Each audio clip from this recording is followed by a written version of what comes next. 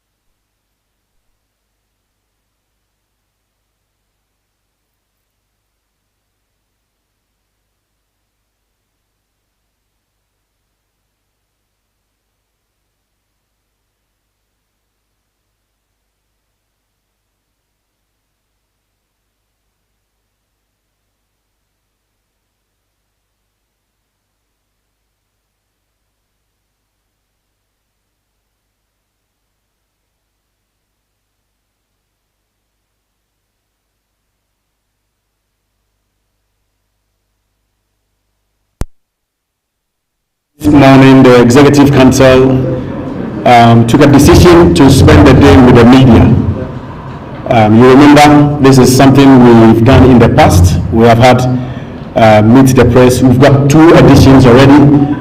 And so the new Executive Council thought that it was prudent to meet the press in Kumasi this morning, just for us to discuss ideas, first of all, and bring to the fore some of the key decisions, projections, objectives of the FA as regards our work. So this morning, it is an opportunity for the media to have that close contact with the Executive Council. Whatever questions that bother on your mind, you are free to ask. We have members of the Executive Council here present, and we also have the Regional Football Association Chairman also here present, so that if it is that there is any question regarding the Regional Football Association, we will be on hand to respond to those questions. So once again, you are welcome. Before we begin the program, I would like to introduce members of the Executive Council who are here in present. Let me start from the back row, and on my extreme right is a former captain of the Black Stars, former coach of the Black Stars, Executive Council member James Akwesi. Next to him is the Chief Executive Officer of Premier League side, Bechem United, also Executive Council member Kingsley Osei. We have the Chairman of the Ashanti Regional Football Association. I have just been told that his nickname is Kumasi.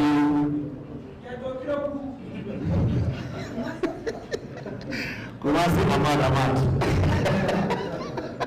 Okay, so his name is Osei Tutuan. Please, let's acknowledge him. Popularly known as Koko. Next to him, we have the Chairman of the Greater Accra Regional Football Association, who is also serving on the Executive Council now, ladies and gentlemen, Samuel Akwabi. Next to him is,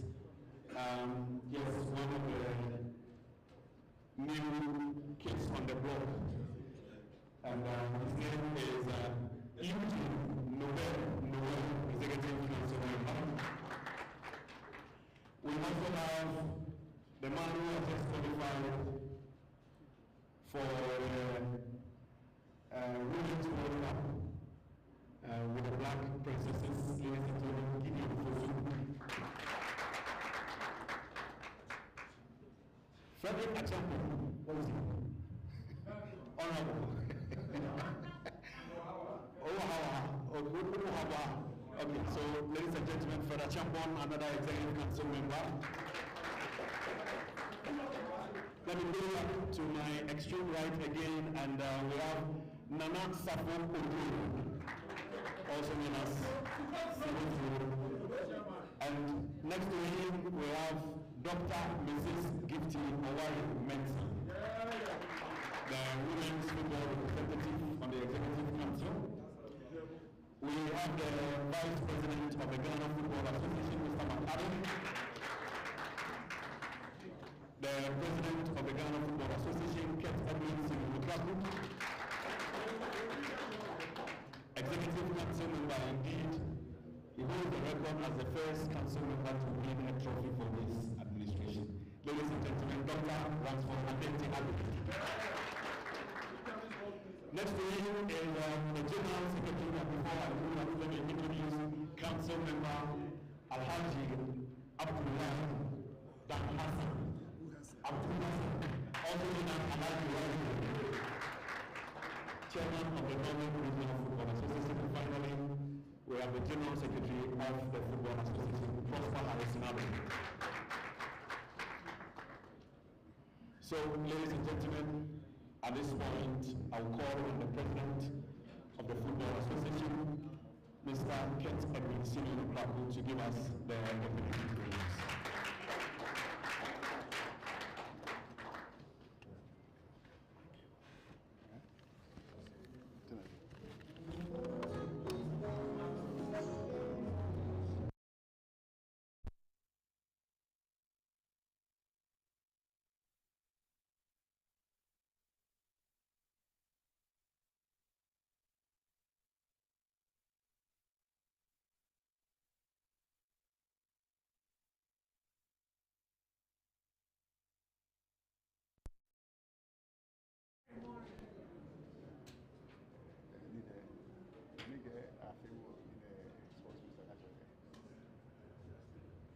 Apia Stadium.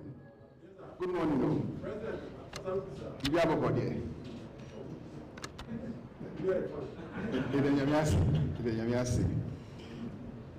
Vice President of the FA, Mr. McAddo. Colleagues on the Executive Committee of your own football association. Our hardworking General Secretary, Lawyer Prosper Addo. Our newly and freshly appointed Technical Director of the Football Association, Professor Minta. Members of staff of our dear Football Association, my brothers and my sisters, Minyanum, from the media fraternity, again, good morning.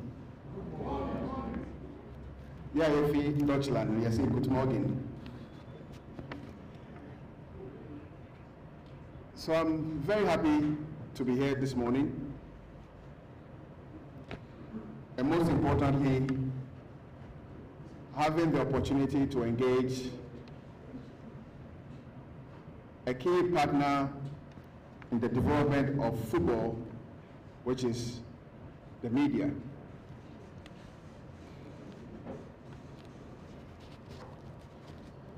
Just continuing from what Henry Asante said,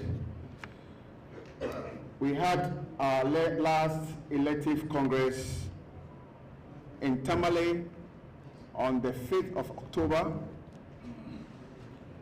and that was followed by the Regional Football Association's elective Congresses on the 13th of October, effectively bringing a closure to our election period. At our very maiden meeting, if I remember, one of the foremost decisions we took as new leaders of our FA is to reintroduce the Meet the Press series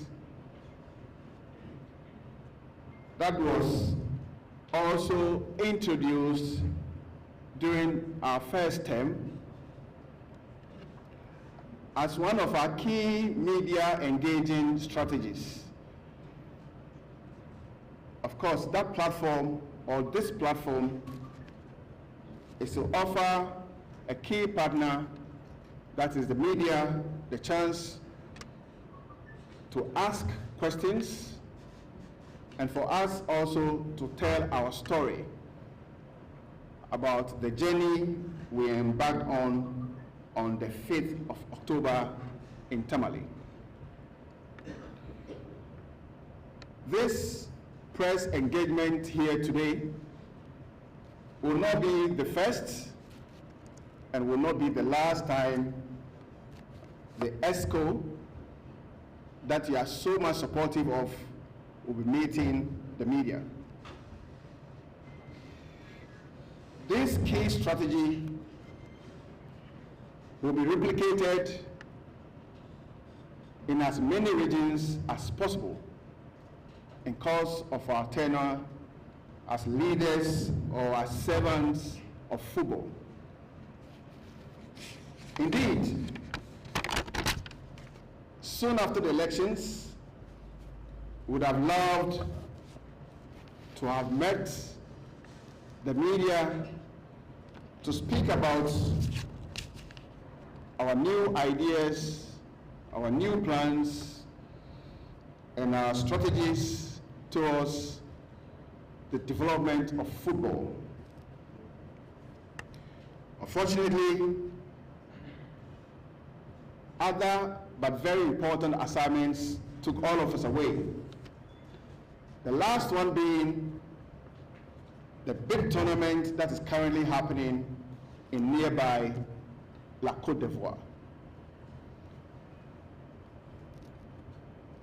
Ghana was represented by our beloved Black Stars. The happenings during the tournament has not been what we as Ghanaians would have loved to see. As servants of football, we've never been happy about how our team, our beloved Black Stars, performed. As an FA, we provided and ensured that the team had all the logistics that they needed to enable them to perform. What did we see of the team? The performance of our beloved Black Stars fell below our expectations. Whether they did okay or not, all of us here, from the ESCO to each one of you, saw the performance of the team either on your screens or at the various stadia that the team played. Clearly, what we saw of the team was not what we expected of the team. That target of envy has eluded Ghana for 40 plus years. And as servants of football, our dream, our hope, our desire is to bring that target of envy back to Ghana.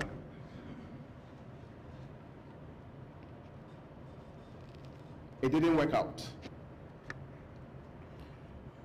The period between our last game against Mozambique and today have been a reflective period for us. A time for us to think through decisions that were taken, whether management decisions, technical decisions, any decision that had been taken. It was a period, or it has been a period, for us to reflect on our work as a team, to reflect on what policies can help us to bring back the love for our sport. It has been a reflective period that has allowed us, again, the chance as servants of football to be very, very decisive and to take far-reaching decisions that will strategically impact positively on the game that is beyond a game. Football is the sport that unites our country, Ghana. It is a sport that has brought me and you together. It is a sport that brings people with very, very different religious and political beliefs together. Indeed, during the short campaign in Abidjan, I had a chance to welcome politicians from all sides of the political divide. During that period, our dear country stood still.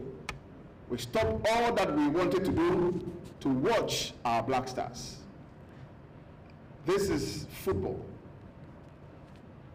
The desire of your FA is to deliver football to the best of our ability, to entertain our people, to bring glory to our motherland, and to bring hope to the youth of our dear country.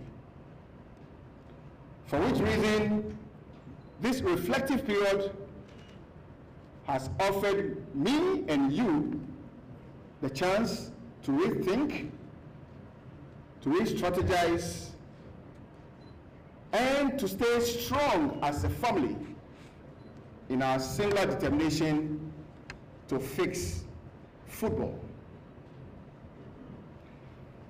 Fixing our football will not take the work of only your executive committee or your Ghana Football Association.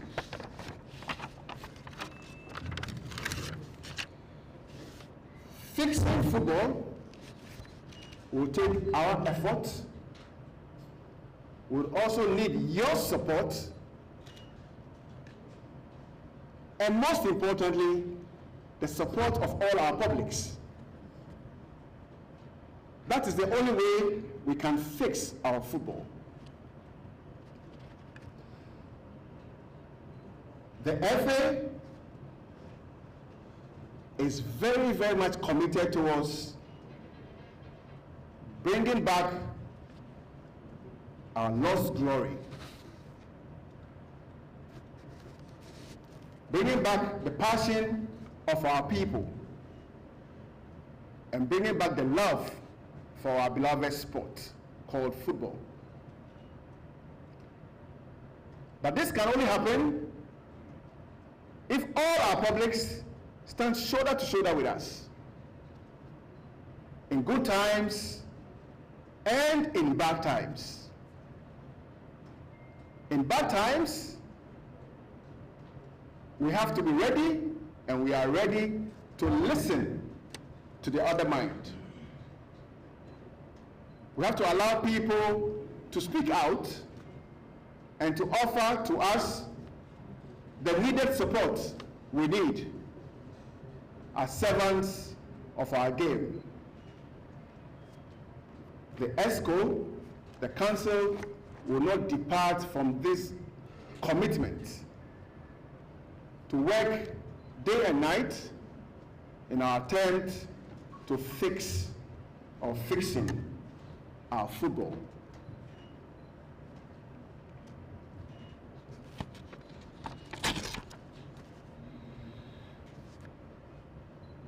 So we saw our Black Stars in Abidjan.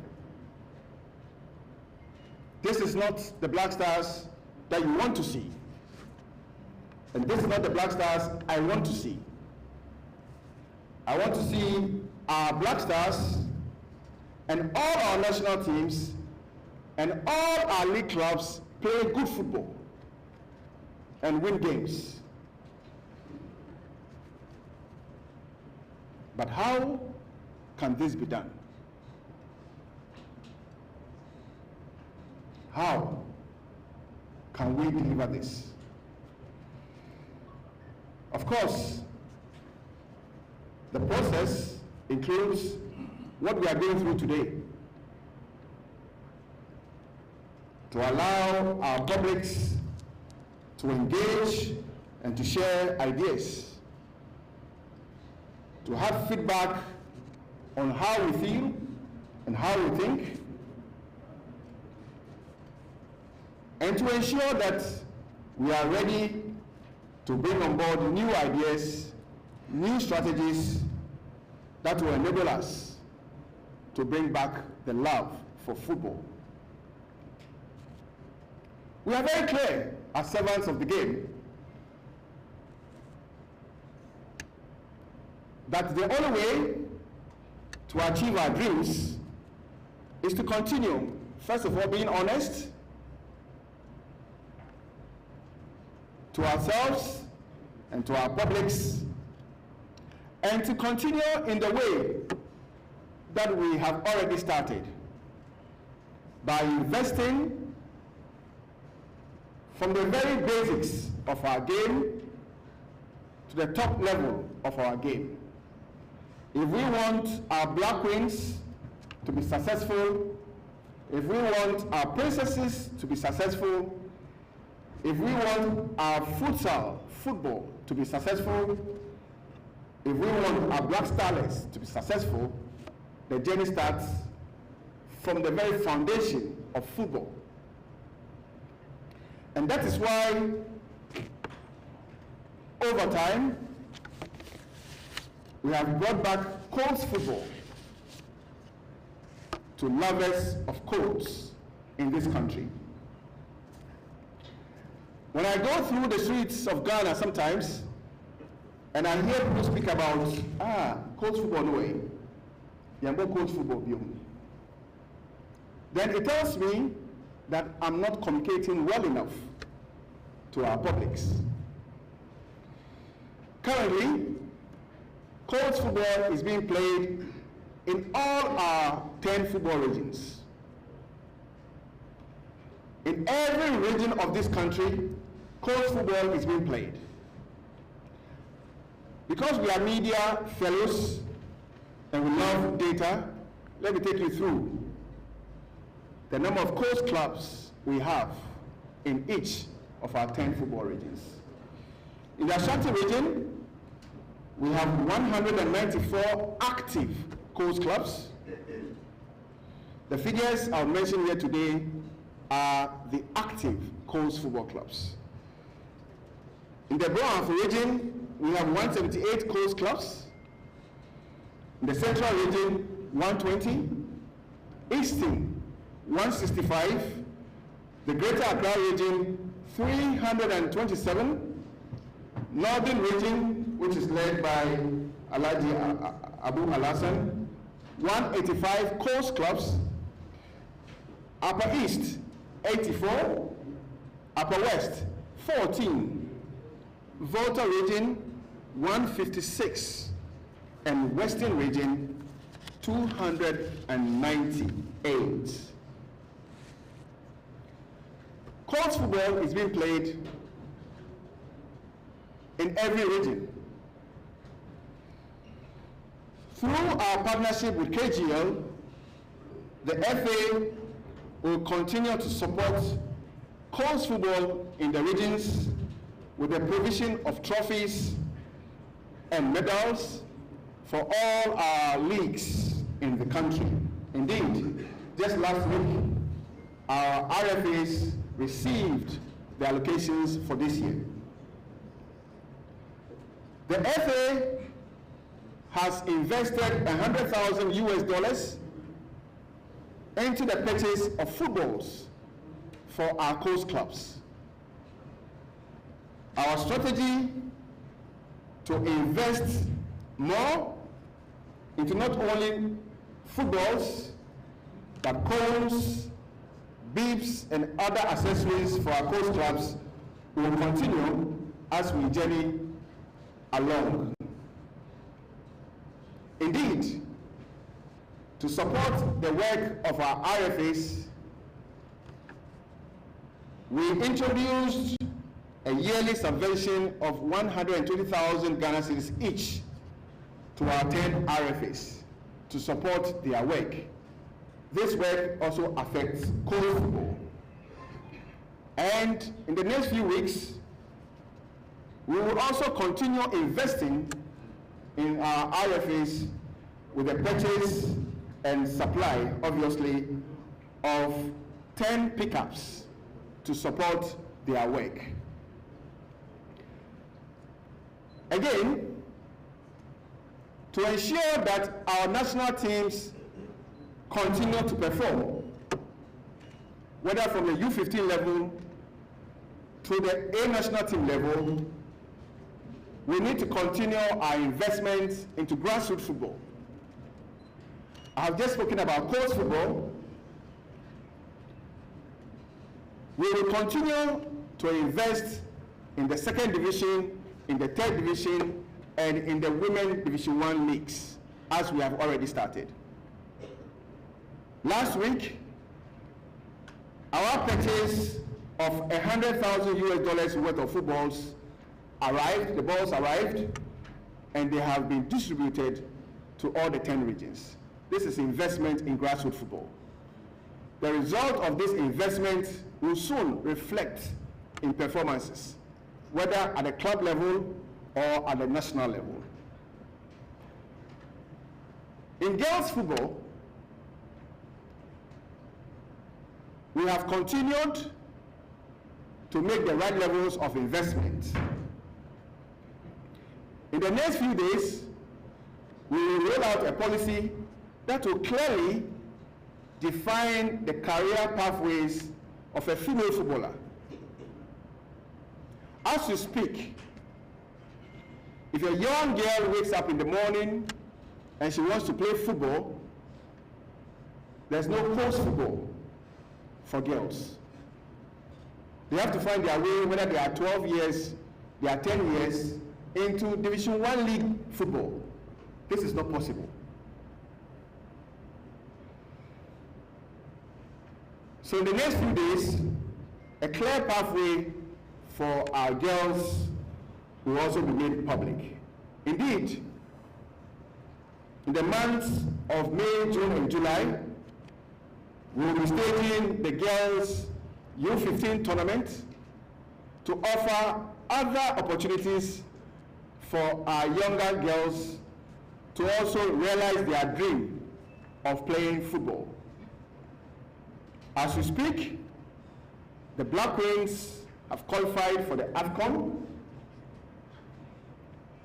The Princesses have qualified to participate in the U20 Girls World Cup.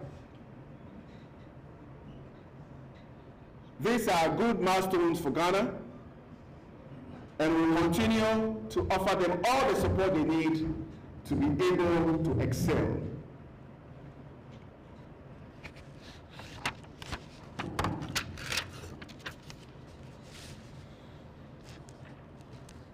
I've been talking about women's football, and you will all agree with me that the female sport is on the rise. And it is on the rise because we have been very careful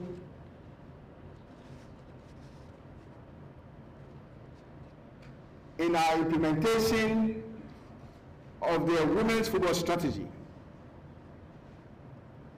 If you remember, we adopted this strategy last year, and the Technical Directorate have been at the forefront of the full implementation of the women's strategy. The result is what we see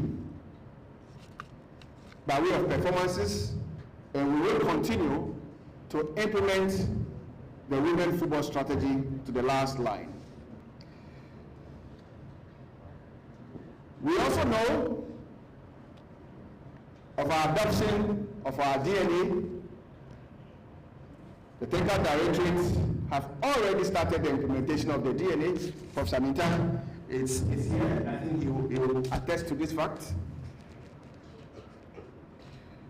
In the next few days, we shall be launching the men's football strategy, which is also ready. This is a 4-year plan for the development of men's football. So clearly, thank you. Clearly, it should tell you that we are in the right way. We launched the 4-year plan for women, which is the women's football strategy, and now we have the 4-year plan for the development of the men's strategy.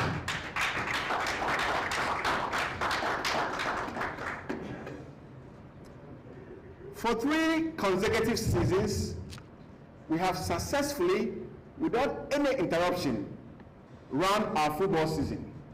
Without any interruption. They have started on our agreed dates and completed on the expected dates for 3 consecutive seasons. Our GPL, I'm talking about our GPL, our DOL, and our Women's Premier League. We will continue to look for more investments in these top 3 leagues. And part of our strategy to look for new investments and to also retain our existing partners has led us into the establishment of a new desk that will support our sponsorship and our revenue generation drive. Here, I am talking about the introduction of the Business Development Desk to support the work of the Marketing Directorate. The agenda is to look for more businesses for the GPL, for the DOL, and for the Women's Premier League. Plus, to ensure that we retain the existing partners that we already have. These are the pragmatic steps or strategic steps your FA has taken to ensure that there's more investment in the domestic league that will lead to improvement in performances, more quality players being produced, and obviously better players being picked for our national team engagements. The FA also identified a big problem with our clubs: the lack of decent transportation for our clubs. And I'm very sure that you do remember our promise to invest in 30 buses for our clubs. This strategy is underway. At the end of this current football season, the 12 promised buses representing the first tranche will be ready for our clubs to pick up. So the idea is to strategically invest in the purchase of 30 buses for our clubs. These buses will be used by clubs in the WPL, DOL, and the GPL. I am very happy that in the last few days, the former president of our country, His Excellency John Mahama, made mention of his desire to encourage our domestic players to stay a lot longer and to fight for recognition in the A national teams. The policies we have rolled out is a testament of our belief that when we do the right levels of investment, our leagues will grow. And when our leagues grow, our players will be happier. And when they are happy, they will stay in a lot longer. In our desire to make this happen, we have made proposals to government for strategic interventions that will enable our players to get more money, to stay longer, and to be recognized by the selectors of our national teams in their attempt to build strong national teams. It is our belief that government will support our call, will support our push, and when this happens, we'll come back to the media with a full strategic direction on those interventions.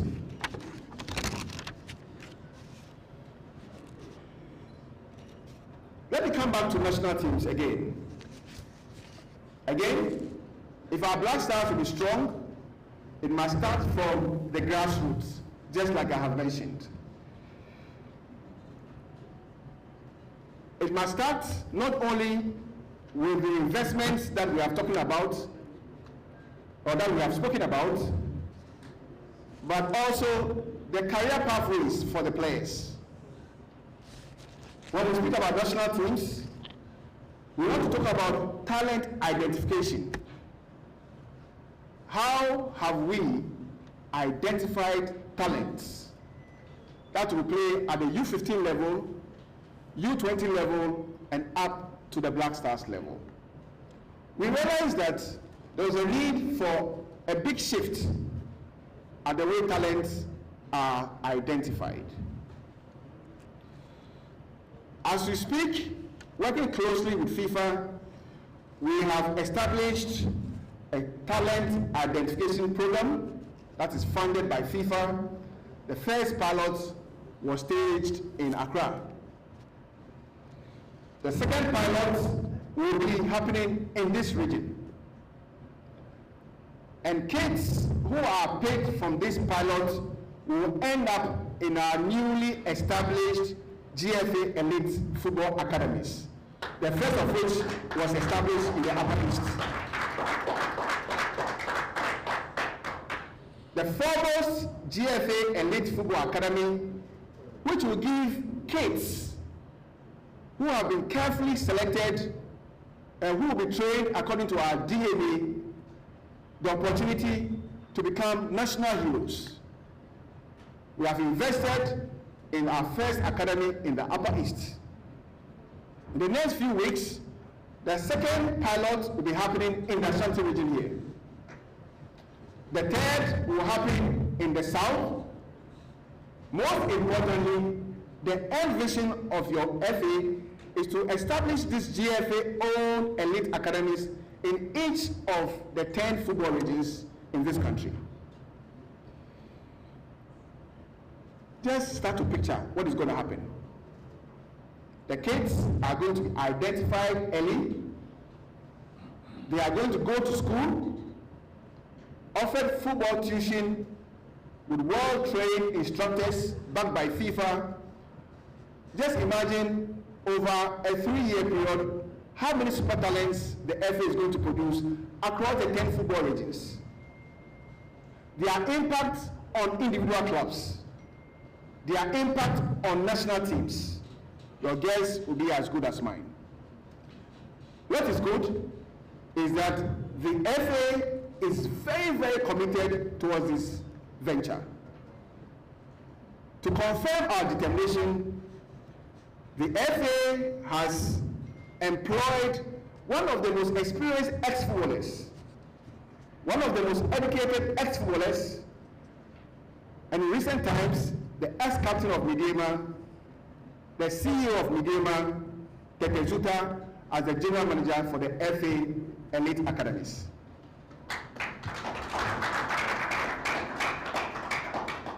Again, to help us identify talents at the right ages, at the right time, the Technical Directorate has identified 5 scouts in each of our 10 regions.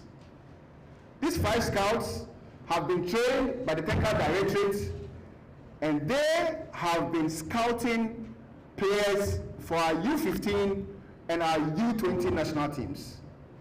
The first batch of talents that were scouted by these scouts, trained by our Technical Directorate, were the players that represented Ghana in the international friendly tournament in Serbia. The 2020 Little Stars that were led by Lion Kingston. So you can see clearly, my colleagues, that we have stopped, or we have changed the way we scout for our national teams. Now the players are scouted early through the talent identification program. They will be enlisted into the boarding schools.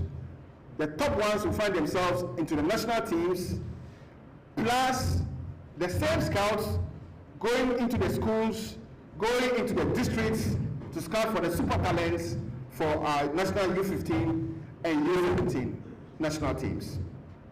Over time, we are going to deploy same scouts to also perform same responsibility for our domestic national team, which is the Black Galaxies. Gradually, we are making progress. These steps need patience. These steps need time.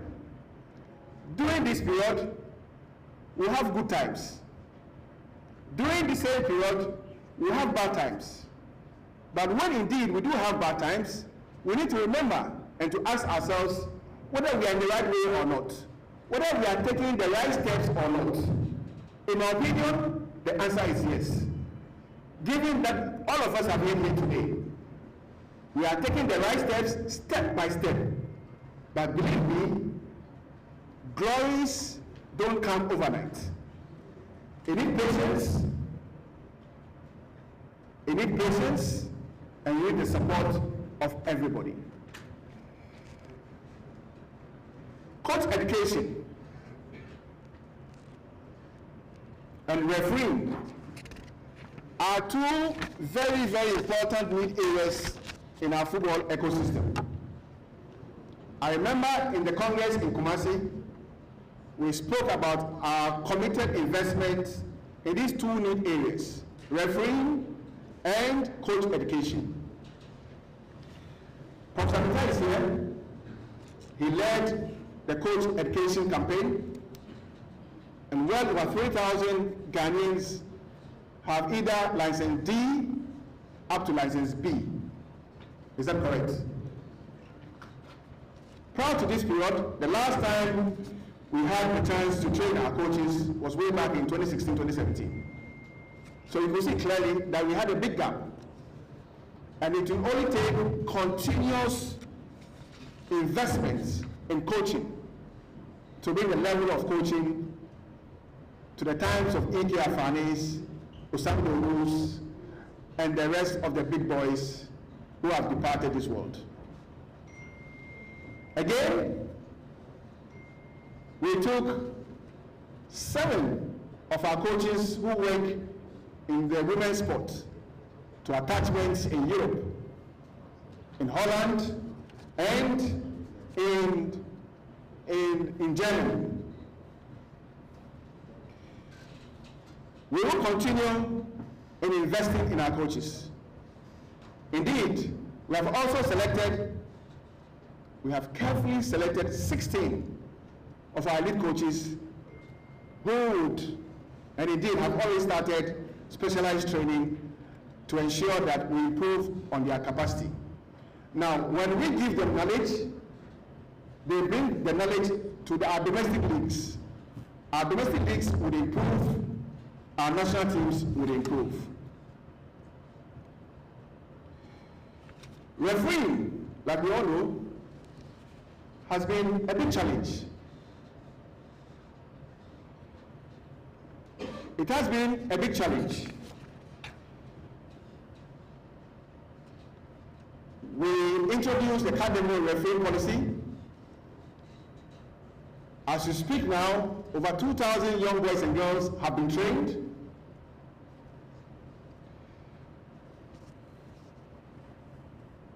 Some of these promising talents will find themselves into Division 1 games and in the Premier League games next season.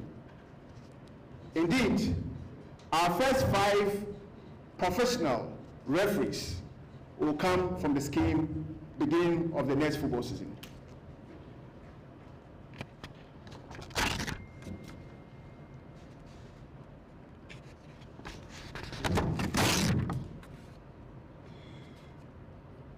Funding of the FA and FA-related activities has been a challenging one. The FA has received support from FIFA, like we all know, and like we've always declared at Congress. The FA has received support from CAF, and the FA, through our own means, via the marketing department, have also sourced for partnerships from corporate Ghana. At all times, we have rendered accounts of our stewardship to our football family at our annual Congress. The FA's accounts are regularly audited by a reputable auditing firm in Under and Under. Under and Under. Every fund that we have received from FIFA are controlled by FIFA and are audited in our own ways by FIFA. In fact, if you do receive $1 and you don't properly account for it, you will not receive the next dollar. Currently, we are undergoing what we call the FIFA Central Review, which is the auditing by FIFA. Since we took office, the FA has never failed in any of the FIFA Central Review. We should be happy about this. Infrastructure has always been a problem. It is a problem. It is a challenge to us as a football family. It is also a challenge to the National Sports Authority as the body that are responsible for the maintenance of our football infrastructure. Currently, we all know the situation in which we find ourselves. On our part, we will continue to make our investments as much as we can into football. We know about our investment in the construction of the first FIFA AstroTurf in the Upper East region. That cost the FA $742,000. Currently, every Division II league game, every Women Division I league game, and all juvenile football are honored on that AstroTurf in Upper East. We have our property in Pram. We have awarded the contract for the construction or erection of the floodlights. On the AstroTurf that we have, the construction of the floodlights will start in the next few days. That is being funded by FIFA, and that will allow our coaches and our players to also train in the evenings.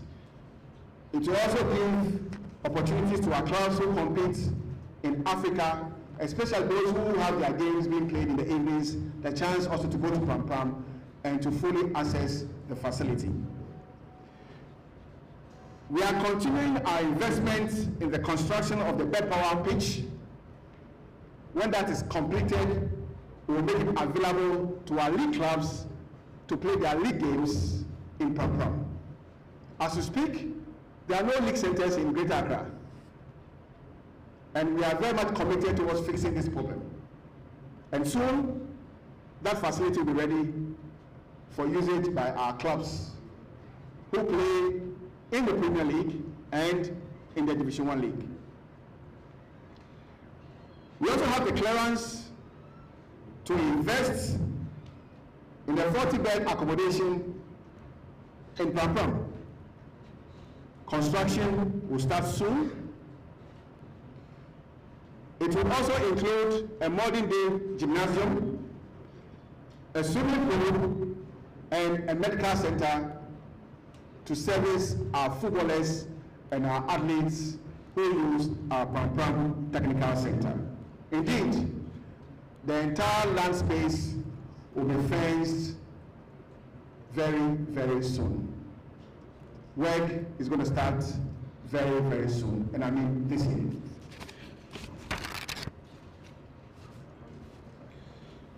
We have also taken a decision, we are still investing in the game, for the construction of 2 natural first-class grass pitches at the Technical Center in Pram.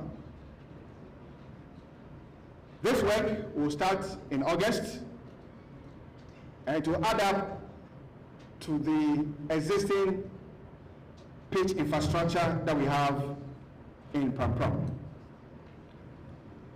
I've always spoken about the bed power pitch.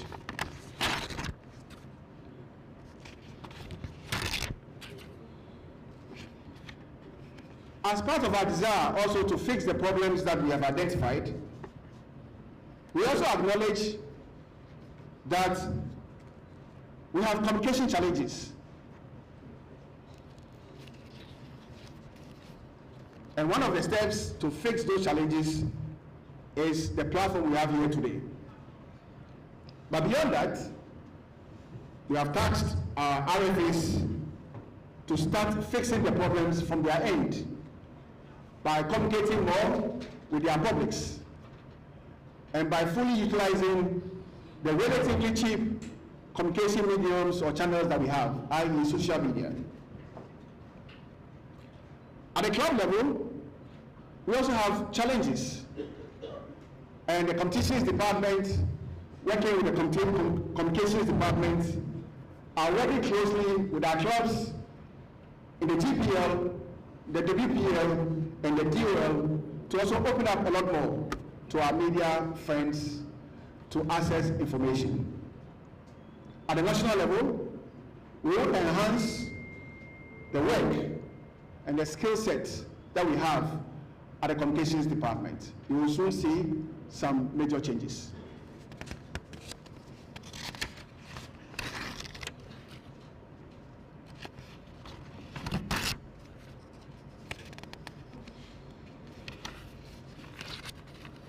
So we are here talking about Ghana football. We've spoken about coast football.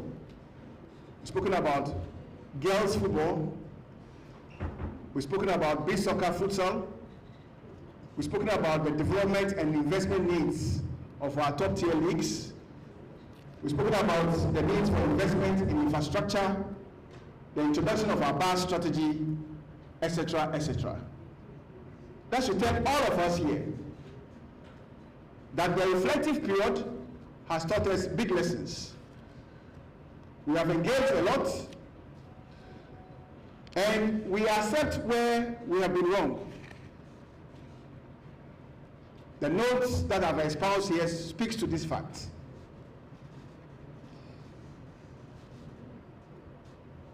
The reflective period has also emboldened us to take very, very decisive decisions that would ensure, to quote the words of the Speaker of Parliament, the Black Stars and our national teams must rise from the ashes of setbacks. And we are very committed towards this. What we have said here is a testament of our commitment towards fixing the problems. I know all of us love our Black Stars, and our Black Stars players do love all of us. And all of us are committed towards fixing the problems with the Black Stars. Indeed, that journey has already started with a search for a new trainer for our Black Stars. When we find the new trainer, it is our collective decision and determination to stay for a long haul with a new set of trainers for our Black Stars and for all our national teams.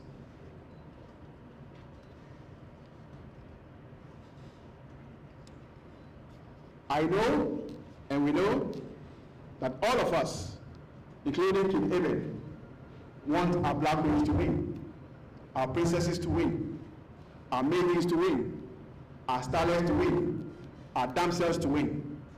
How to win is what we have espoused here.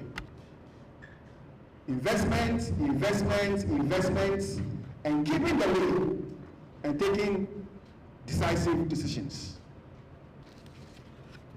We love our Black Stars, we love our Black Queens, we love our football. We want our football to rise from the ashes. We want to enjoy our leagues. It's a reason why we are calling on all stakeholders, all underlined.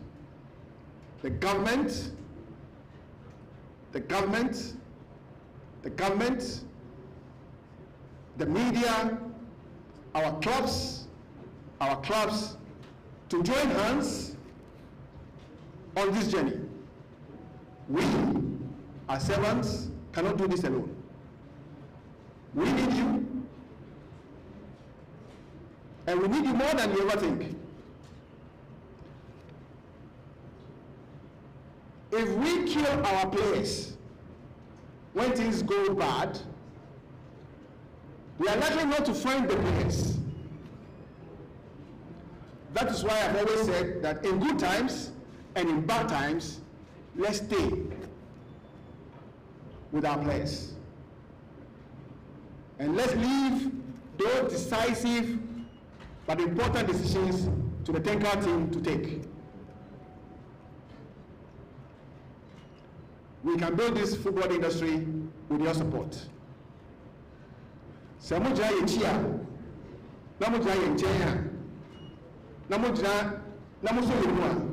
do it.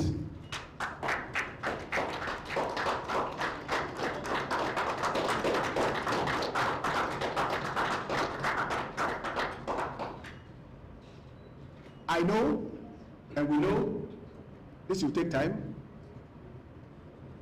but because we love our football, sometimes We want the results now and now. It will come. It will come. With your support. I thank you so much, Vice President, colleagues. We are ready to listen to you. We want you to ask all the questions you may have on your chest. Please don't leave any on your chest. We have the time to listen. Thank you.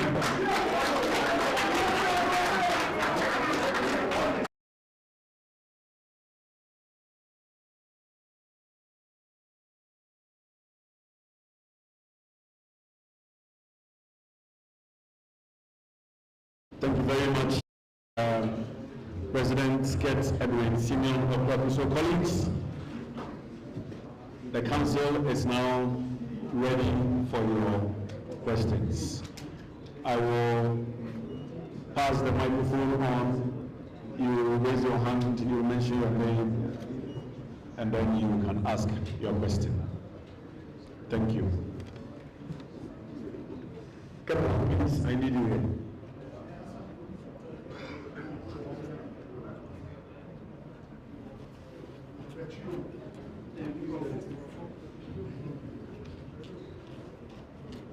Right, so I think I'll set the ball with the first question. This is to the entire council. There is a perceived notion out there that the current regime is anti-media. You should introduce yourself. Okay, my name is and there is a perceived notion out there that the current regime is anti-media. And that is mainly because of the fact that especially the pastors are always getting away from the media. I would want the council to take this opportunity to address that if indeed that is the case. If it's not the case, why is that perceived notion out there?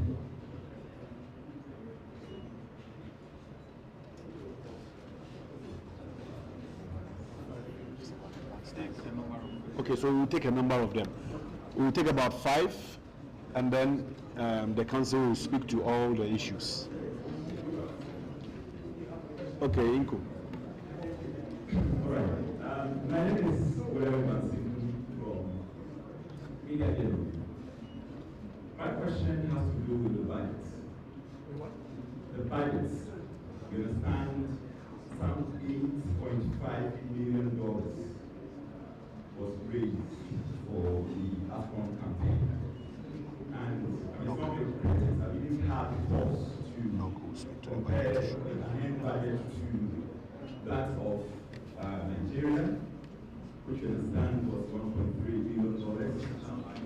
Namibia, you understand, was some $1.1 billion. I stand corrected. Why the group $8.5 million? And of course, I also want to follow up with this. The ranking member on the Foreign Affairs Committee, who has been releasing series of files and what have you, has also suggested that he and together with other colleagues of his will file a motion to probe the $8.5 million budget and all of that. So I just want to get your reaction on these developments. Okay. The next one. My name is Michael. Yes. President, there was a scrimmage in Ivory Coast in the aftermath of Ghana versus Mozambique involving journalists. It eventually led to a tirade where some journalists verbally abused the coach and some of the players. I want to know your take on that. And the second one goes to Madam 50. What is the current situation on the bonuses that have not been paid as regards the black queens and the black princesses? Because it looks like it's a graduation. And why is it that when it has to do with their bonuses, it normally pays and it's not paid strictly as for the Thank you very much. My name is DJ Kwame. Please, I would like to know from the committee that after the election, there was a vote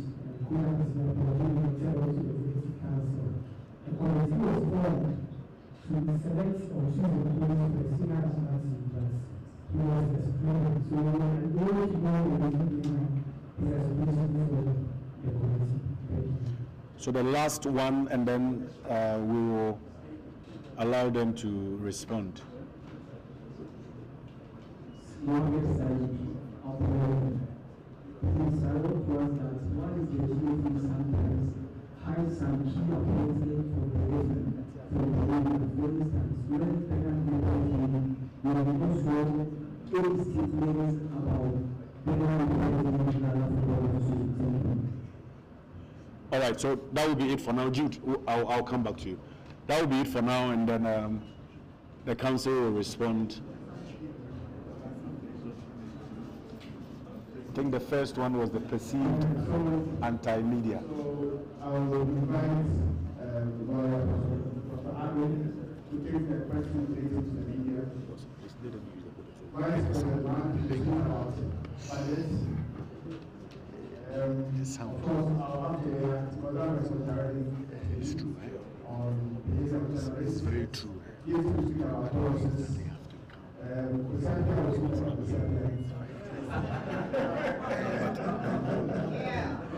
speaking about the same. The GX will react to that, and he will also react to the last one, which has to do with the non-announcement or otherwise with the part of the Yes.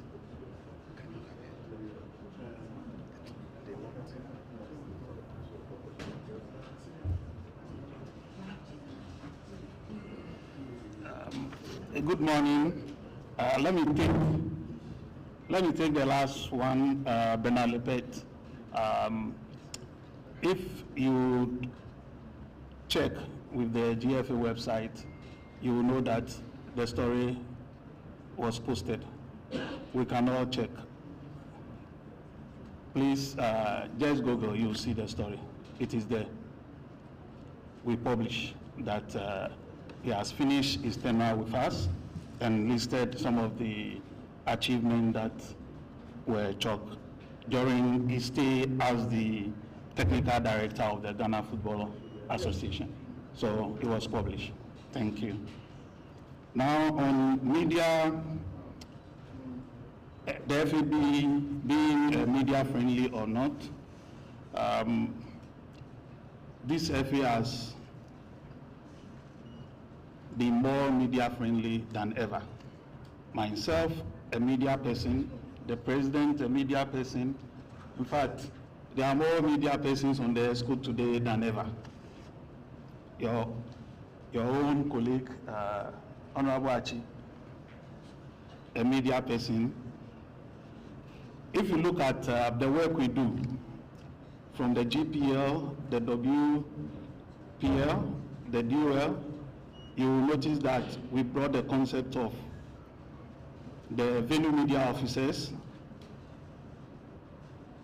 who work daily with us. So there are more media people working with the FA now.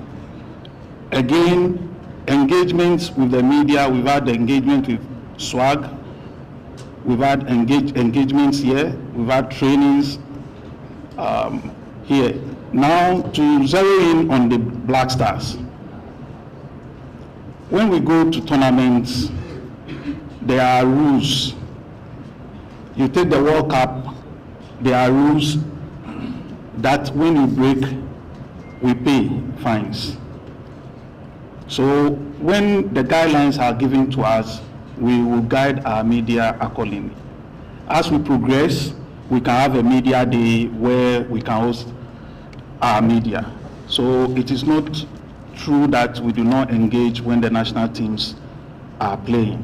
The thing is that we have to organize it within the rules of the competition.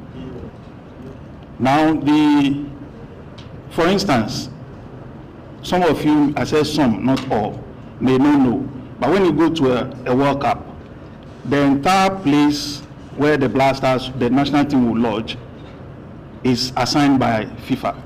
We cannot do anything about it. The entire building and the street in front of the building belongs to FIFA. If you allow certain things, the fines will be on us. The same for training. When they give the time for the media to cover maybe 15 minutes, the first part of the training and go, and and they say you should not. Even for the association, there are things we cannot post at the tournament. When we post, there will be sanctions. So filming, training, there are rules. And then also, and more importantly, the FA would have to create the environment conducive for the coach and his players. So when the coach asks the FA that we will do things a certain way, we have to make sure that they have exactly the plan they want. That is the help we can give to the team to deliver for us. So some of the areas will leave to the technical team to decide. I know as a journalist, sometimes it's difficult, but that is the help the FA can give to the team.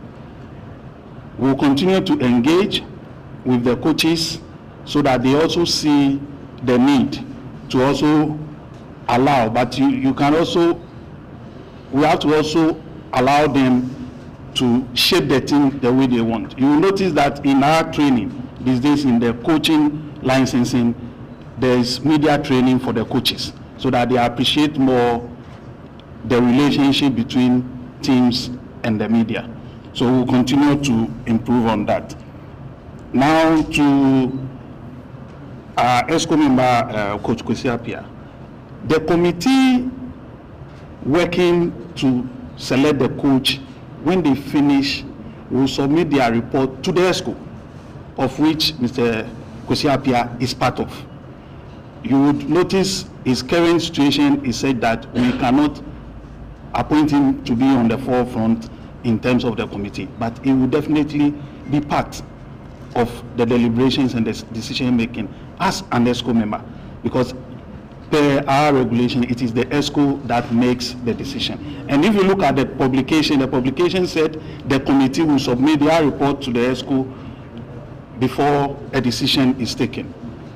You look at the story again, you see the engagement lines. Committee does its work, there's engagement with a key stakeholder as government, and then the ESCO takes a decision. So in that decision making, all the deliberations, dear coach will be involved. Thank you very much. I've addressed the budget.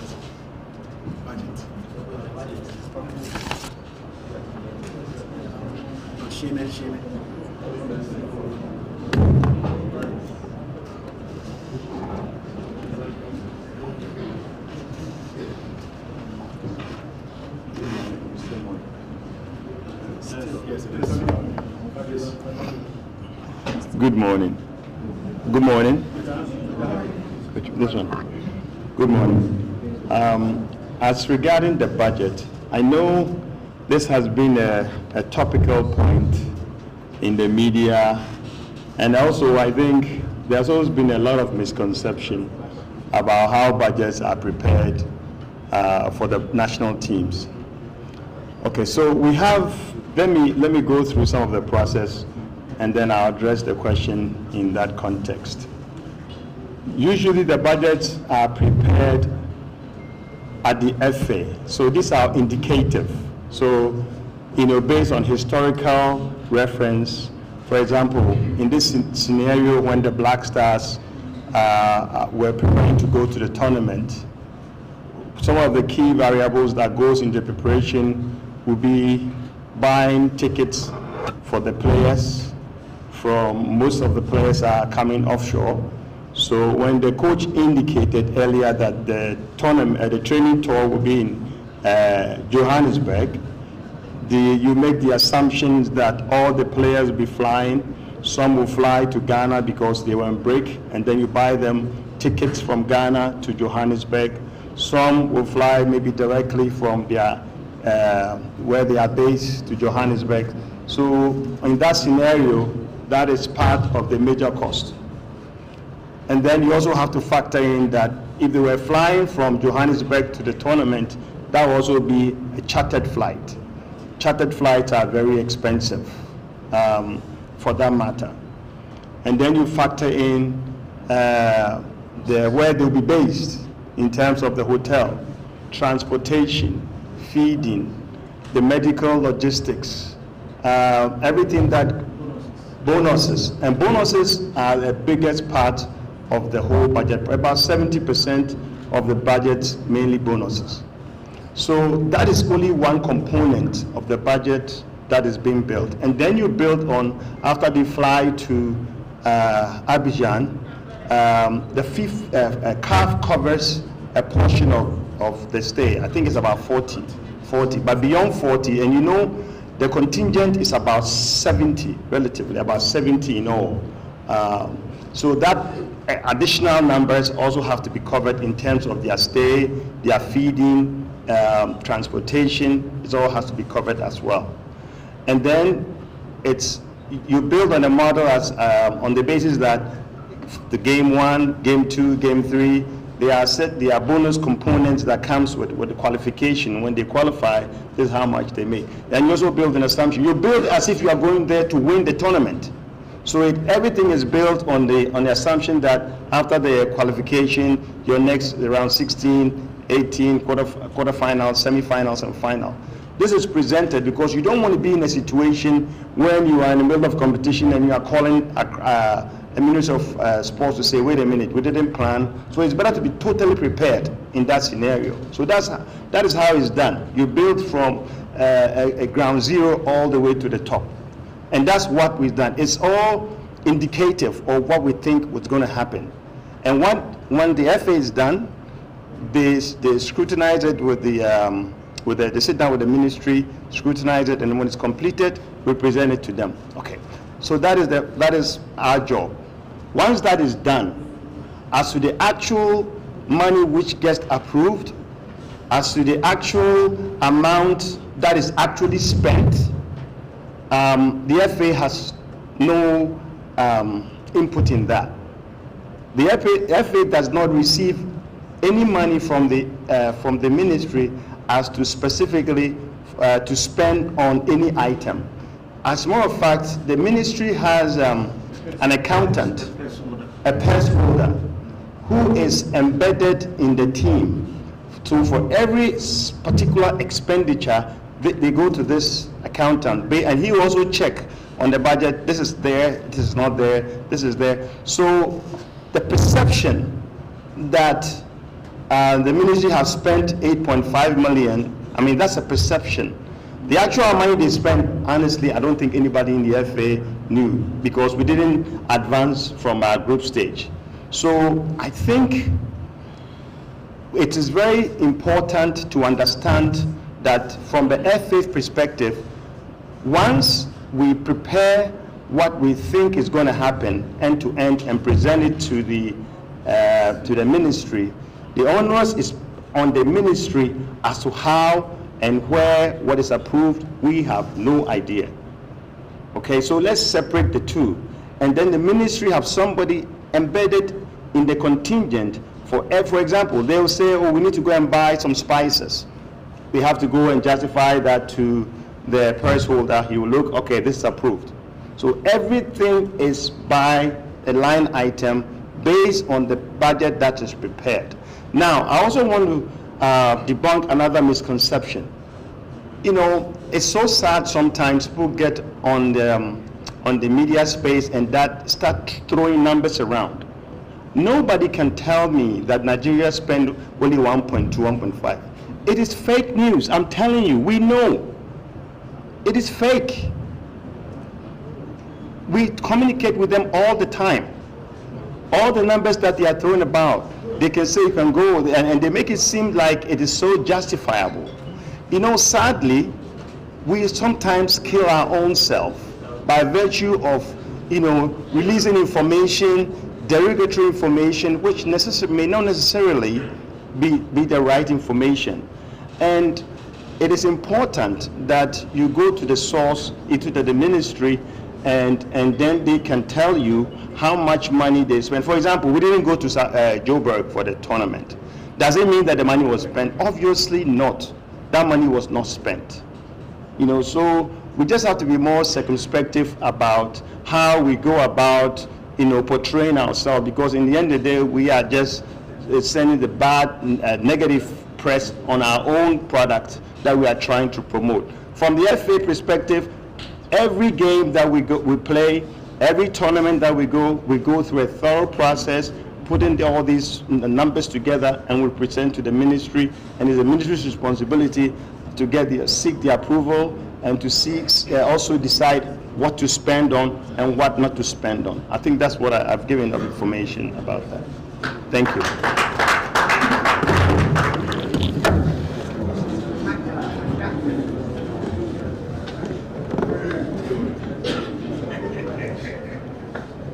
Doc, the issue on bonus, the black weights.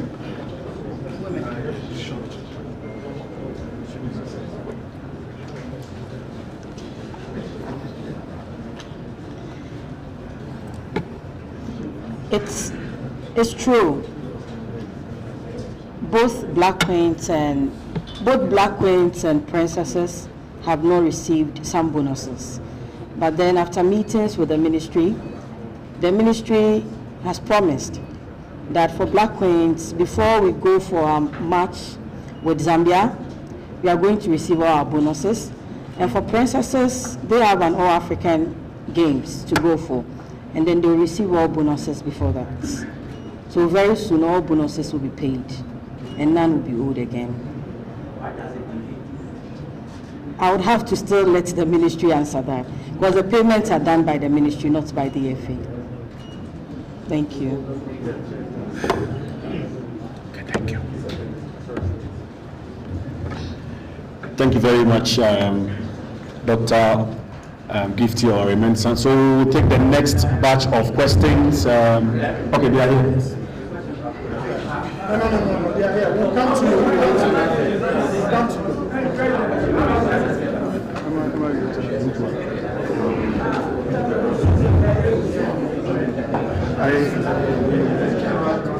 I don't know whether I remember the question clearly, but I think it had to do with how my colleagues reacted to the bad performance of the Stars. So I'll start by saying that I share in the pain of every Ghanaian on the bad performance of our Black Stars. I also share in the pain specifically of our colleague journalists who were disappointed about the fact that their lifespan in Abidjan was cut short because the Black Stars had to come home. But I do not share in the act of booing our players. As a journalist, I have been trained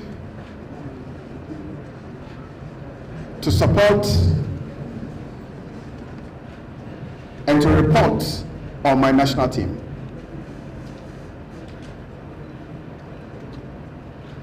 I pray and hope that that singular act will never be repeated, because that singular act has resulted in CAF having a second look at fines when people misbehave. And they are looking at fining Ghana for that singular act by my media brothers and sisters. It was a bad one. And like I said here, the period between the time of our exit and today has been a time for reflection by the FA and by all of us, my media colleagues inclusive. If we behave well, we know. If we can do better, we know. So let us all take and embrace this opportunity to reflect on the most recent happenings and just make sure that we don't put Ghana in a bad light during such big meets. Thank you.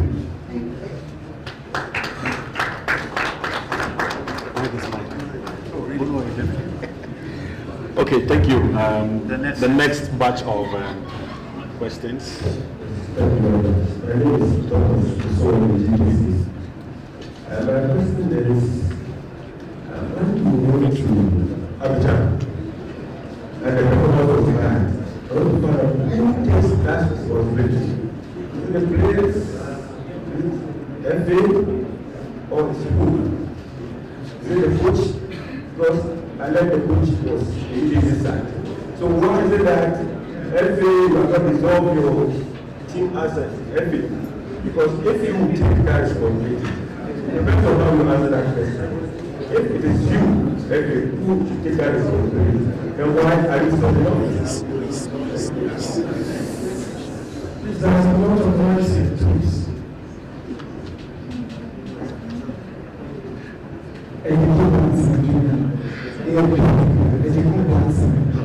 My question is to the President. Mr. President, since you are in office, your last time with the pastors has been something is not what we are expecting as you rightly say. My question is, there is this thing that when we keep on the same thing, we end up achieving the same results. So why is that 2017 after AFCON Cameroon, we came back and sacked our coach. 2022 World Cup, we came back home and sacked our coach. And recently, we have sacked our coach. Are we sure the problem is always the coach? And lastly, as a president, what is your topmost legacy you want to leave with the Grassroots, since this is your second term? Thank you. Good morning, House. My name is Raphael, a freelancer, and I work with New Mercury FM. To the ESCO members, last time we went to Cameroon, and when we returned back from Cameroon, we observed or we saw that the technical team as well as the team manager were all sacked. We've moved on to another AFCON. We couldn't perform. We came back, as my brother said, we've sacked our coach. But you've not heard of the state of the team manager. So you want to know, in as much as we went to Cameroon, the team manager then was sacked. What about this time too? We get eliminated out of the group stage, but we don't know the state of our team manager. Will he be maintained? And if he will be maintained, what are the reasons that he will be maintained? Thank you. Please, colleagues, let's go straight to the point so that we can take as many questions as possible. Thank you very much. Thank you very much. My name is My question goes to the General Secretary, and I'm glad the General Secretary mentioned the fact that we've got a lot of top journalists on the SORCC more than ever. And I know the General President will not do a public perception in office. There was a recent attack on the college journalists when the Black Stars of Ghana went away to the US to play a friendly match. And in Ivory Coast, we also saw a video of somebody who had been linked to General President Legault, harassment journalists. And when we were defeated against the event, we saw another person in the video, that person also being linked to the General President. Basically, showing all the participation of the government. My question is that the General President sees this, is he not worried? And if he's worried, what steps is he taking to address the issue to avoid that bad public perception about this? Thank you. Okay, so the fifth one, then we will pause and take the answers. Good morning, this is the very comfortable situation to be, so I think all of you we need to look at my question is simple. What is the criteria of selecting players into the national team? That's my question. What is the criteria of selecting players into the senior national team? And going forward, what will what I do over the expected? Let's see what we do. Thank you. So, colleagues, we will take the answers and then we'll come back later for more questions. Mr. President?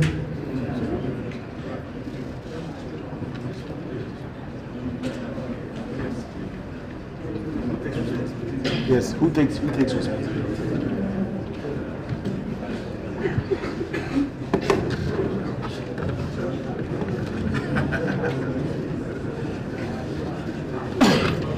All right, thank you very much. And it's still morning. Good morning to everyone. And lovely to see. Great to see you, my brother. You know, he emceed our national service night here at the same hotel in 1994. He was the MC, our NASPA night. You see that how do you call it? Like the pavilion. Yeah, that's why we had a NASPA night in 94. Lavincy was the MC. And we've been great friends and colleagues since then. Good to see you, my brother. Yes, 1994. Sure, you were in primary school? Anyway. All right, so I think the first question had to do with who takes responsibility. I think that it's pretty obvious that everybody involved has taken responsibility. The coach is taking responsibility. The players, I've seen the captain, I've seen many other players also take full responsibility and also apologize. The FA itself, after the EXCO meeting, has also apologized, taking full responsibility, and is assured that it's going to take all the steps necessary to ensure that we do not have that kind of situation again. And so this is reflective of the fact that you have different players or different stakeholders. You have the technical team, you have the players, you have the management. And all of this have roles to play in ensuring that there is success. And it's only right that when there is failure, all such parties would have to take responsibility. And so if you expect that when there is success, you ought to be rewarded or applauded for that success, whether you're a player or a coach or the management of the team of football, when there's failure, you also ought to take responsibility. So I believe that in this case, all those who had roles to play have accepted responsibility duly. I think that should answer the question. And then I think there was one that was talking about coaches and a team manager and all that. I think in 2021, first of all, in 2019, the AFCON 2019 was not that was in Cameroon. Cameroon was 2021. The 2019 tournament was under normalization, if I recall. 2019 was under normalization. So under Ketokreku, who's been in Cameroon in 2021 and then Cote d'Ivoire in 2024, which is actually the 2023 tournament. Now after 2021, you would realize that it was a technical team, and what people even forget is that the management committee was also dissolved. And sometimes I see a mix between management committee and ESCO. The ESCO members have been elected by the GFA Congress and the different constituencies in the FA for a term of office. That is completely different from the management committees of the national teams. And if you look at the management committees of the national teams, you would find at most one ESCO member. One normally. In extreme cases, two, but it's normally one. So if you take the Black Stars management committee, for example, in 2021, it was headed by George Amwaku, who was an ESCO member. The other members, Mr. Fred Papo, Sami Kufo, I believe. Yes. In 2021. No, 2021. It wasn't. If you check out the membership at Akwesi Ajiman, all of them, you would realize that it is only George Amwaku, the chair, who was an ESCO member. If you look at the current the Black Stars Management Committee that was in charge after the Cameroon 2021, you'd realize that it is a vice president, Mr. Makado, who chairs that committee. He's the only ESCO member on that management committee. All the others are non-ESCO members. But I see that we tend to mix or confuse the two.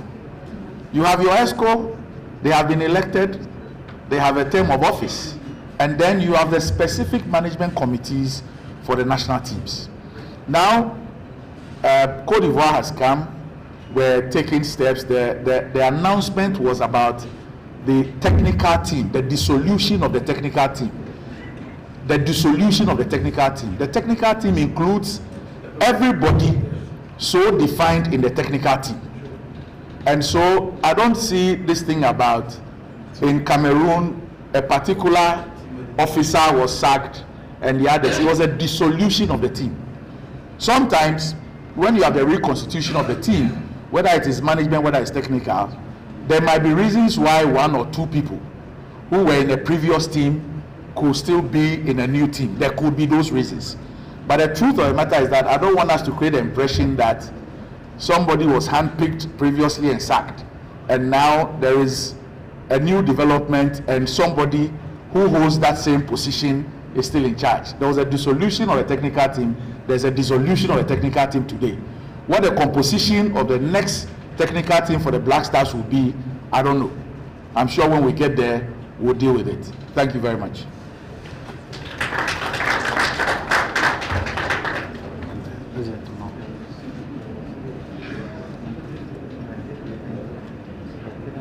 Which one?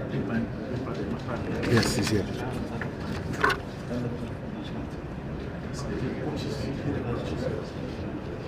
Okay. So let me pick the selection of players to the national team. I think the competition regulations and what we do with FIFA, it simply says that a player of the country, that's the first selection criteria. So if you are not a Ghanaian, you can't be in the Ghanaian national team. That is clear. What is left to the coaches. So the coaches select the players based on their gameplay and philosophy, and I'm sure the coaches can explain that better. Thank you very much.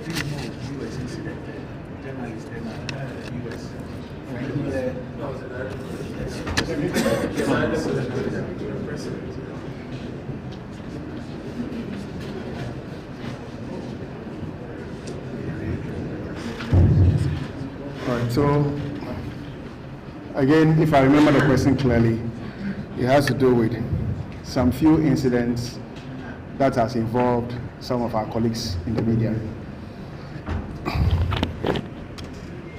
So generally,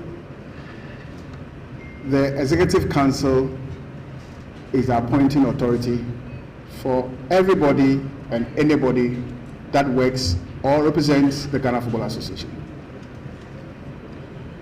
People are appointed by the Executive Committee to perform specific duties. And when such persons are appointed by the Executive Committee, of which I am a member, they are expected to follow the responsibilities that have been assigned to them to the fullest. It's unfortunate that some few incidents has happened that involved some of our brothers. I will not want to go into specific details about how incident A happened or incident B happened. It's also important, like I said from the beginning of this session, that we as individuals and as a family must be honest in what we do and what we say. So for example, if Keto Kraku, or if the arrangements are that as per the call of the technical team of the Black Stars, training is supposed to be held behind closed doors. And Kurt is a journalist, and because I know somebody, I find my way into the territory that you're supposed not to be there. You'll definitely be asked to go away. Sometimes we don't take it, we are not happy with it. But it's not Kurt Okrako's creation. The security guard has to follow the demands either of the team or of the technical team. And when it is that we don't have to veer into certain areas, please, just please, let's respect it. So that you'll be able to work in a serene atmosphere, the players will be able to work in a serene atmosphere. We respect all media men. I'm still a media person because none of you can take away my certificate from the Institute of Journalism. And I still inspire a lot of the younger folks. Let's learn and let's work together. This is the way. Thank you.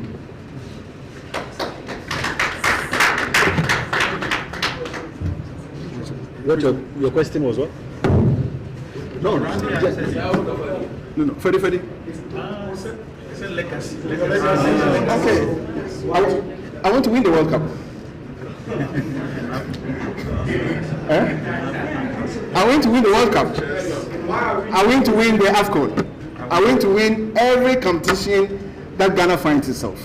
That is the vision of myself and everybody. And I want Pram Pram, our technical center, to be Krabehe. And inshallah, it will be Krabehe. Thank you. Okay, thank you. The next batch of questions. Good morning. My name is Franklin Emmanuel. I'm chief editor of the Ghana Sports Report and Shrouded School.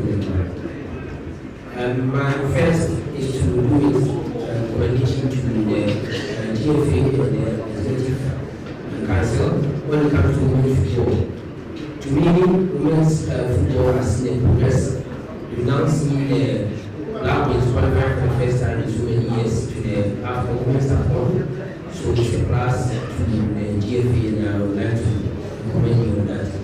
Our basic comment is to do with the football to end. When the president was talking, he made mention of the referees and coaching. My question is it true we are still on the FA still owing the coaches when it comes to under 17 to under 20 Black Stars is exclusive? And the other thing I would like to know is when it comes to the players who were talked to coming to play for the Black Stars like Salisu and Inaki, what is the assessment of these players in the national team? We've seen them at the 2022 World Cup, we've seen them at the 2023 AFCON. What is the assessment of these players? Was it going to talk to them to come to play for the national team? And the last thing is to do with their use. Does the FA have any influence from their use? There is a controversy of them in the national team here and there. We see them in the media sectors over here and there. Does the FA have any influence from their use? Thank you very much. My name is Ian Gideon. I'm the AGA.com. Mr. President, I'm happy to make mention of obtaining sponsorships in the Premier League and other leagues of the Ghana Football Association. I want to ask the school, are you impressed with the targeting of the Ghana Premier League starters? And also, I want to know, is it that the association uses its resources to find additional cameramen to cover some games which are not live on TV when there is an existing contract between the Ghana Football Association and StarTimes? And I also want to know, on 23 August 2021, the FA announced a foreign DPP Adoring Limited to provide pay panels and other advertising boards to all its centers, and it's never happened. It Grassroots where the EPP panels were seen. All these centers, nothing was seen from the EPP. I want to know what actually happened to that contract, because ahead of the 2022 you saw the EPP displaying the pastors, players at the airport, when the contract stated on the airpage website that the contract is about the Ghana community to provide all those payments, and also because placed in all the 10 football regions, but none was being seen across the country. I want to know the reason and what happened to that. Thank you.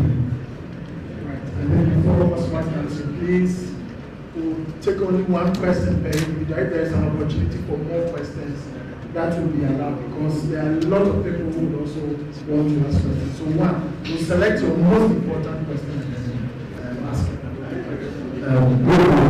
My name is Osman. I'm I have a comment questions here. If that is never said, it's a machine. It's a because the way that is a president. President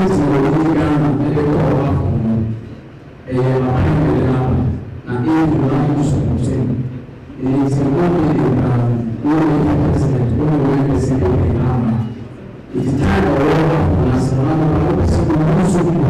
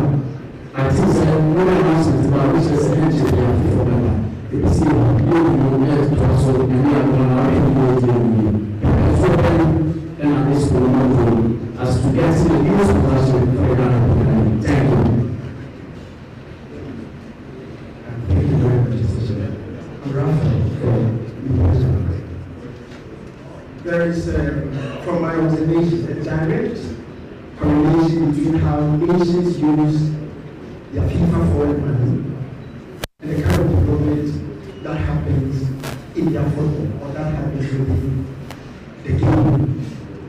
Since 2016, about $8.6 million have sent to Nigeria. Unfortunately, we do not have any same facility where our national teams. Please, let me see your face, eh? I want to next slide. We do not have any same facility where our national teams can train. Shocking in terms of the usage of the money is how it has been used for Ghana. So when you look at it, you see administration, you see equipment, some of them going for as much as 3.6, some of them $2.9 million. I ask this simple question. Based on what has happened, the disastrous campaigns that we've had, have we learned anything from that? Mauritania and the likes are developing their game with the amount of money they are receiving from this FIFA forward. Unfortunately, ours is the opposite, and that is the reality. What have we learned from it, and going forward, how are we going to judiciously use that money on the game? And the Vice President has chaired a committee that looked at the bonus structure of our national teams. If my memory serves me right, serving as the vice to that particular committee. What happened to that document? And why are we still doing the same old things in incentivizing our national teams with money, which is not yielding results? What extrinsic motivation, compare that to intrinsic motivation, you know that intrinsic has grown. Why are we always fueling this drive of using money as an incentive to get the national team to perform when it has woefully failed over the years. Thank you.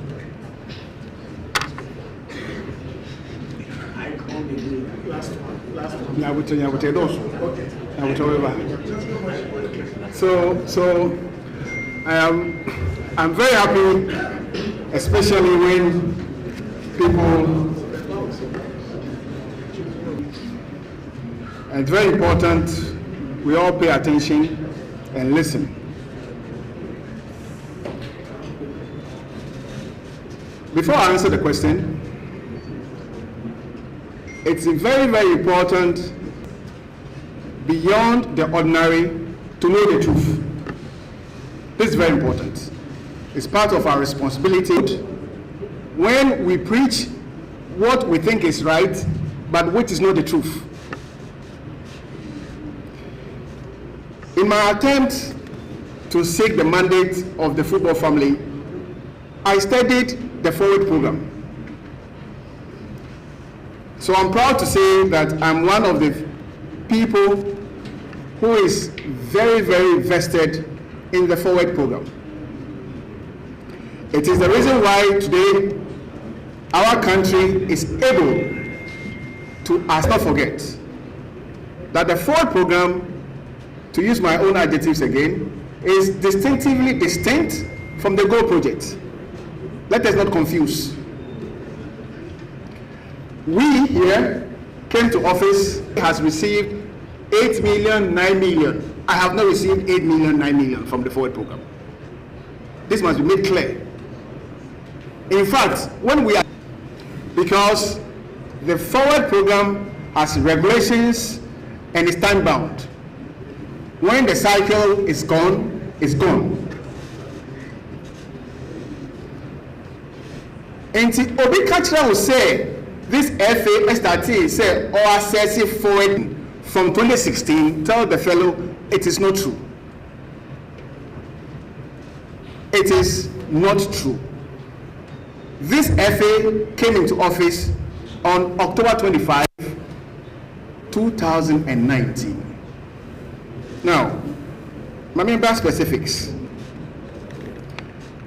MAs, which is Member Association, which is Football Association, in every country must identify the needs of the industry and meet the application requirements, which is carefully set up by FIFA to be able to access forward funding. And therefore, let us get the understanding right. It's also wrong for you to think ahead, or for you to think that you can think ahead of the ESCO, those who are taking decisions on our planning. As I stood here in the morning, I spoke clearly about specific FIFA forward projects that are due to start in August. Sebi. It's a 4-year term. We have to plan over 4 years and ensure that we go according to our plan. I can't run the race according to what Nigeria is running his race. And then Ghana was not accessing forward funding. Let's get the understanding clear. We even read of a country having constructed 14 pitches. Is that not true? What turned out to be the true case? It was false. If you remember, there was a news break that the Gambia have used, for in case we missed what I did say, let me just recap. I have said here that we are constructing floodlights on the AstroTurf in Pram. I have said accommodation facility. I have said here that using the same forward money, we're going to construct 2 top of the range done it already. What did we do? We have invested $742,000 in the construction of the first ever FIFA standard AstroTurf in Upper East. Canada is a member association, belongs to FIFA. They also access FIFA money, same like Ghana. They are not into construction of patriated Canadian Premier League. That is Canada. So we are all different. Some countries solely use the forward money to run their leagues. Some use their money to pay national team coaches. What I can guarantee, aided by the legal department, Ghana is at the minute assessing funding from FIFA. And we will judiciously apply same to the development of football. I have said here that one of the legacies I want to leave is to do what? Is to make Pram Pram Kabehe. And by the grace of God, it will happen. Thank you.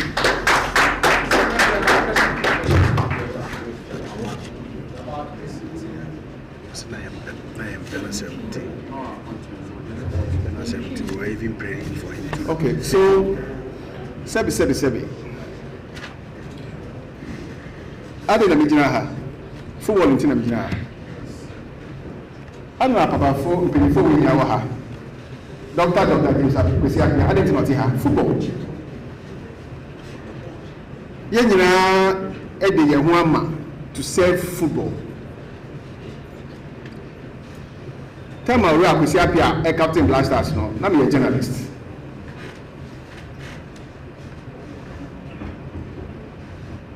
Wama omumini Afcon in 1982, and then you refer to them as your legends near heroes. Sebi, yeah, it's a glory. Mamu hey, mumpe glory. Yes, share it may I see the first major trophy you win here, Dr. Abbey team, U20. They qualify for U20 World Cup. You winning Afcon, U20, Meboa. Mauritius, covering the Yanko World Cup no. Many Manjubility. I can see you. Black Stars are the most premium products. And to make Black Stars be at the end of the day, we can't be say, Sebi. Say Ketokrabu and Chris Houston at Sema. Not Chris Houston winning every game, catch a wedding. Catch wedding. Fanisa in Penasem. Yeah, Fanisa. Now every game, Chris Houston by winning. Sisi Yakase and Kamini and Kamuabijan. Semi-finals. But the truth of the matter is, when you have TV and a ball, the Black Stars in a way. In the meantime, will be with success. And I've had and blessed to have worked and to have known a lot of big coaches. Wenger, Houllier, may he rest in peace. Ferguson, Avram Grant. When I've had the chance to demand of them, I demand performance. The say, share the team now on the screens as you see a team playing good football and winning games. And this is the demand I'll make of every coach that works for Ghana. Because he on him. He is on the ESCO. He demands performance. And he's going to demand performance from every coach I ever employ. Because he mewa. Enti mpacho yentobia. Say you.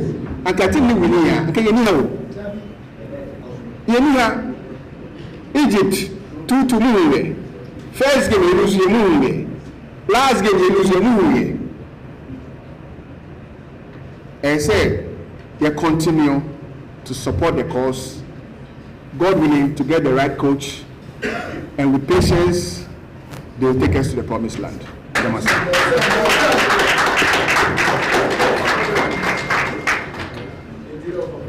Yes. Is that all? The questions are out. Okay, so we move. And then coverage of the league start times, okay.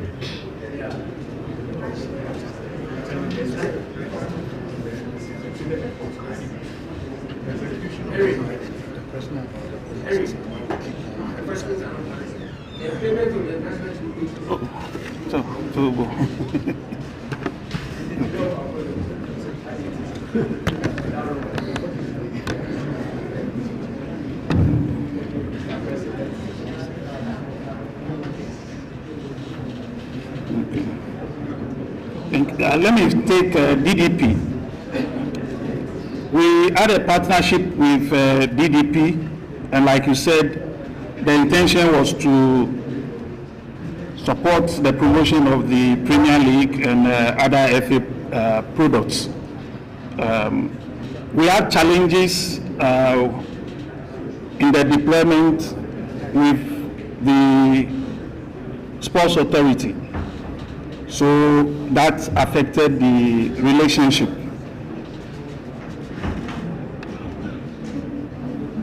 Now, the next one is apology.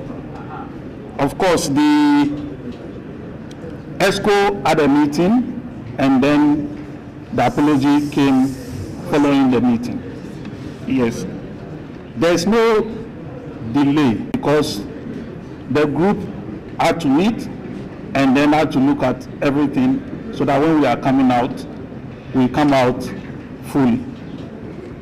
And so there was no delay per se. We had to meet, and then the meeting was done. We had to take a reflection and everything, and then we came. The payment to other national team coaches. So currently, it is only the Black Stars that the coaches have contract for which the Ministry for Youth and Sport supports us with the payment. The other coaches are not on contract, so they are on, when they win, the allowances and bonuses that are given is what they are on. What we've done as a FA on few occasions when we are able to create resources is to support those coaches with allowances, some allowances.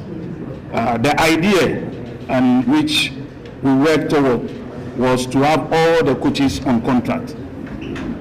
Currently, we are still engaging with the ministry to bring this to full fruition. We've had a lot of deliberations on this one. So currently, the current situation is as and when we gather money, we support the coaches, apart from the bonuses they get from the ministries. The other one has to do with bed power. Yes, bed power, since the relationship was amended, we've been working very hard to bring on a new partner, like we said, and that work is ongoing. And once we get a new partner, we'll make it that announcement. Start times coverage of the league. We've had a good relationship with Star Times, and we continuously engage with them, and it's continuous improvement. The coverage of the league is not only about TV, it also includes other factors, TV-friendly stadia and all. So we will continue with our engagement to ensure that we'll make improvement year in, year out. Now, employing additional cameramen, I think the quest is to have all our matches covered, and that is why the FA spends a lot of money engaging a lot of our brothers in the media to do coverage for us. From the Women's Premier League, we have a partnership with Mass TV, again a member of the Star Times family, through which we bring the Women's League to our TV screen. So they do up to 2 matches, sometimes when it's possible, they do 3, and then the rest, the FA employs people to cover it so that we get all the matches yes in the dismal action and also to get all the goals and get all the statistics for you. The same happens with the Division 1 League. We again employ Division 1 League at 48 clubs, so we have 24 matches for which the FA engages cameramen and pay them to cover for us. And so that's why earlier when I was speaking, I said this FA engages a lot of the media gainfully. Same for the Premier League. The matches that are not on Star Times, the FA pay cameramen and they are covered for us so that we get all the matches done. I think the only thing left to cover are the players who I think the example was mentioned of Inaki and then Salisu and the rest. I think, like I said, for national teams, every Ghanaian, the qualifying mark is every Ghanaian. Every Ghanaian is qualified to play for the national team based on your skill set. So once the coach needs you, the coach will call you. The work for the FA is that when we identify a Ghanaian who is doing well anywhere in the world, including our local league, we make the environment friendly and acceptable for the person to offer their skill set to the development of the national team. It is then left for the coaches to select who they want to select. So when we go in for any player, the first qualification is that the player is a Ghanaian and is willing to offer his services to help our development. They are youth. I have known that youth since they were very young and I was very young as a young journalist. They are Ghanaians and they have a skill set that they are willing to offer for the national team. Again, it's left to the coaches to determine. And I will take this opportunity to plead with all of us. There are times play may not go well. And there are times these same players, any player who has ever done the national team jersey will give us joy and good moments. I will plead that we become very measured in our critique of these players. Because guess what? If we are playing football tomorrow, we will need players. A coach will need players. It is the way and manner we treat these players that will make them offer their services to the national team. I dare say that if we are not careful, there will be time nobody will be willing to come and don our jersey. And you agree with me that we need players to play for us, especially when our players are playing at the very highest level. So there is no player who has any influence on anybody. But the coaches will determine the players who fit their game plan to play for us. Thank you.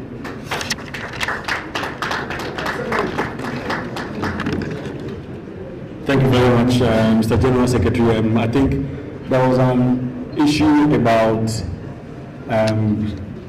Ghana sacking the coach after the 2022 FIFA World Cup in Qatar. Just want to mention that Otto wasn't sacked.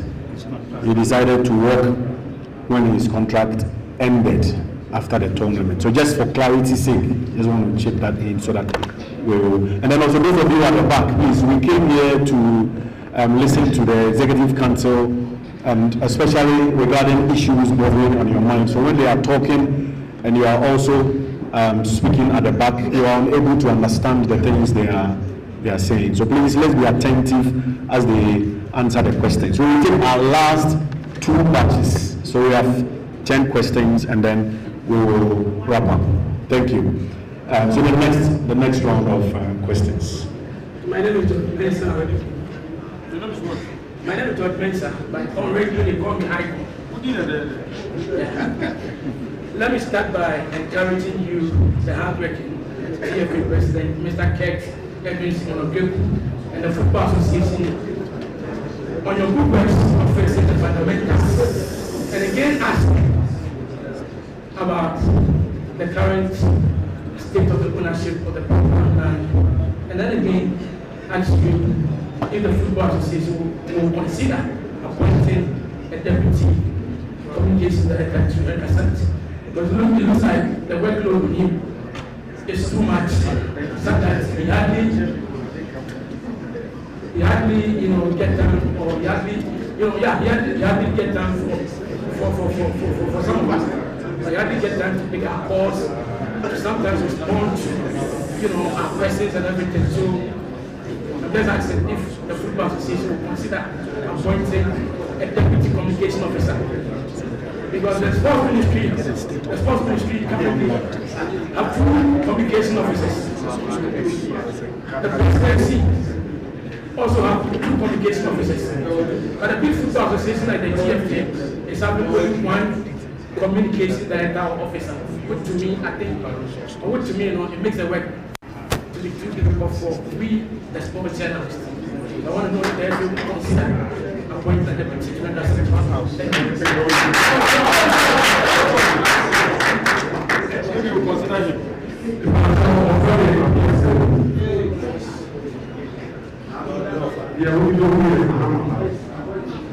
Mr. President, Dr. Kasha, I want to say, sorry for the lecture. This is happen football. Once again, coming up to give us one thing, and one day I was a politician, maybe, but we don't know how they watch one president. Yeah, football, you're taking football now. I don't know why I said,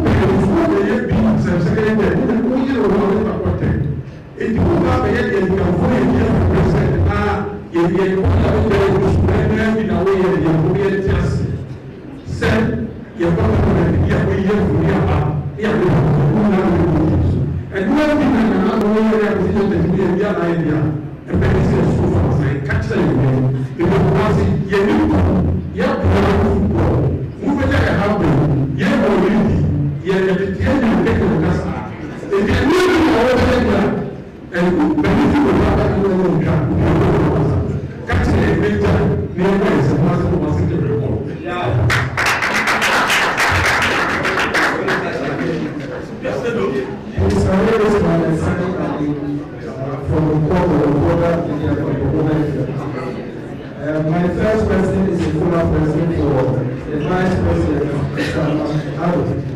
concerning the budget. When he was making his statements, he said that the $8.5 million created within the system, he do not subscribe to that, or he do not subscribe to that. Then, if that's so, I want to know, after which he said, the FA have to make. Can you clarify? Please clarify your question. I want to understand what you mean.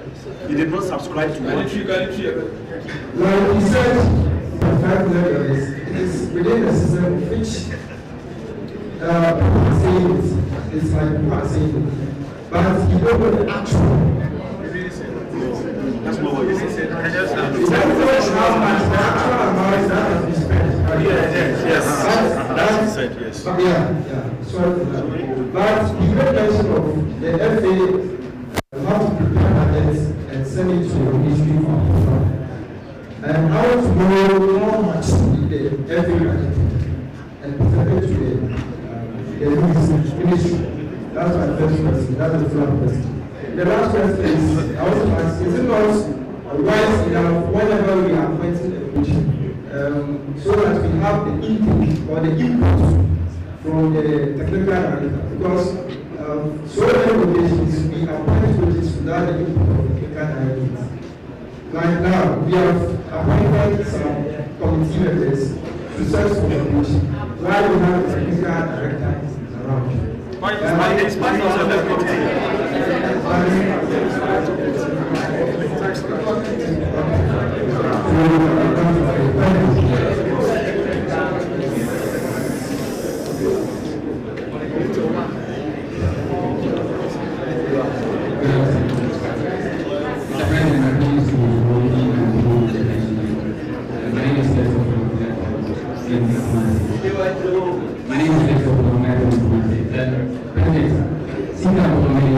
towards that during exams was a lot of interference from the FA concerning their selection, eating constituents, in school or seeking a black mentors, and also personal. You just said that there is a media, you have a media relationship, but just before this press meeting, Sadiq Adams and Adam here represent the club. You saw that it happened accidentally, but we said we know that if you are to block somebody from Twitter, it takes steps. So all these steps that lead to a blocking of Sadiq and Adam here, Adam here, petitioners, are even extremely important. It happened when you mistakes. That's what I want to know from the question. And to get a secret question. Thank you. I think we need to establish that Sadiq Adams officially No, I mean, we said before this, so we need to separate it. Okay, the next one. My name is Rose. I work with London.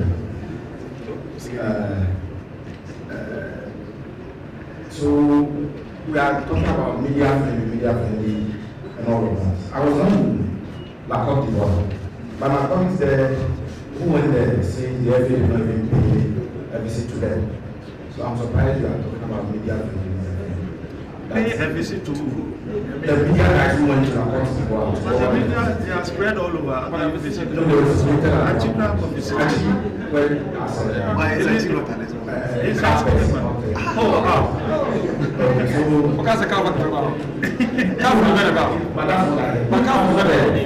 but isn't every visit them?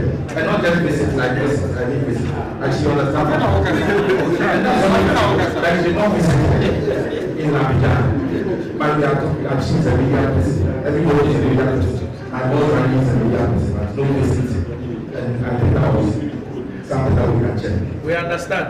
Yes, I know you guys, we understand. Right. So, my main question will come back. Sometimes, no, I don't ask question. Sometimes when we play the national anthem before I give, my mother in the house was asking me, are these Ghanaians, apart from Rachel Ford, who was able to sing the national anthem? Almost all our players were just standing there. But you look at other countries, and the passion with which they sing the national anthem when it's being played. I think that also can have certain orientation for our players. For me, when you are playing the national anthem of Ghana, and you see Ghanaian players standing just like that, for me I think it's something that the SO can inculcate in our players. Yes, you are coming to work for the country, at least they are paid. Sometimes they take $100,000 of the country. We can tell them you should be able to sing the national anthem as part of reasons why you are playing for the nation. That is something that I observe when I think we can do. A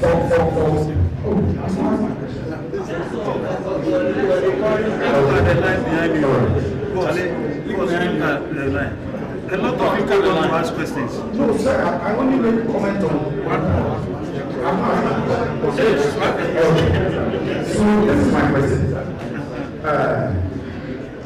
Mr. President, you said that we did not get, let me try to paraphrase what you said. That what we were expecting is not what we got. I know in 2021, after when it was played in 2022, we did not get what we were expecting. So we gave some a few changes here and there, expecting to get an improved result. Then we went back to 2023, after which was played in 2024. We still did not get improvement in terms of the actual results, and we still hesitated at the first date of the campus. You elaborated a lot of things that all of us can do and what the ESCO is doing. And when we are being as the president, that will make our performance or as well, that will help us to achieve the expected results. So far, I think it's 5 years into office for you. Louis said that in terms of the Black Stars, you have failed as the GFA president in terms of the Black Stars so far. Will not say that you have failed. Yeah, thank you very much. My name is Jules Bafo, representing Kumasi. I first of all want to commend the GFA president and your office. You people really have done a fantastic in which you've been able to transform our game. I mean, it's awesome. So I really would want to commend your office.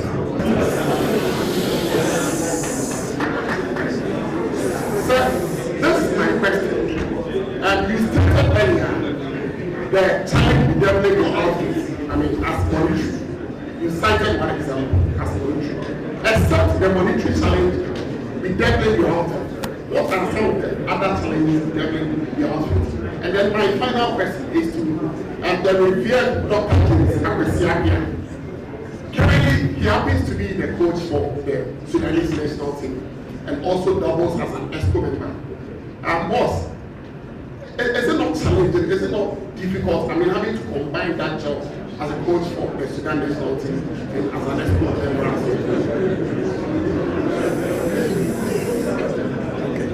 So I think that will be it for us. So we take the answers and then we will wrap it up with a final batch. Mr. General Secretary.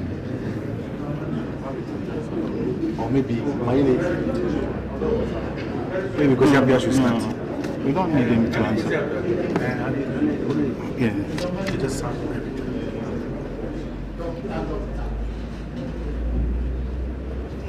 Hello, good morning. Yeah, about the issue of managing how do you call it? Is it management or? Yeah, with the Sudan national team and the ESCO. You know, the ESCO, the idea of the ESCO is to make sure you bring more ideas for what you think can help Ghana football. And that's all, for me, that's the reason why we are all here, is to bring our ideas and make sure we put up a very good team to make sure the football fraternity, you know, is done very well. We're not looking at my presence or other aspects of it. You know, one thing is, what are you coming to do, or what can you bring on board that can assist the FA and make sure the FA does something good for the nation. And that's why we are all here. So, as to managing it, the same thing as Sudan. I'm there as the coach, but I'm not there to play. I just give my ideas as to what I know, you know, to make sure the Sudan national team goes well. So that's the only thing I can say. Thank you.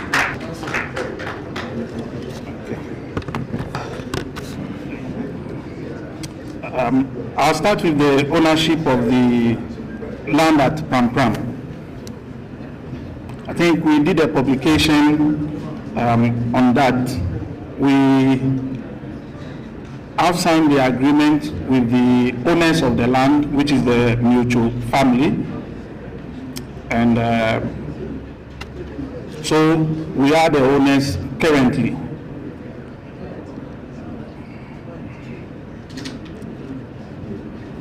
Now, with communication, I think Mr. President said it in his earlier speech that there will be some changes at the communications department. So that has been said already. Now, with my brother Sadiq Adams, I think I've responded already. It was an error which was rectified immediately. So with social media, something may have been corrected, but the screenshot was still circulating. At the time it was circulating, the correction has been done already.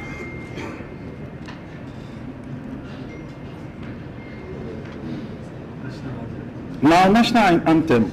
I think all our players know the national anthem. And then even the young ones, when they go, the first time they go to camp, they are taking through orientation at Pram. We can only encourage them to learn it more and more. But on game day, we've all played football before. On game day, every player and the approach. I've seen players of our current national team sing the national anthem. If they sing it at this particular match, the next match, the game day and the tension and everything, may not decide to sing. They just decide to focus.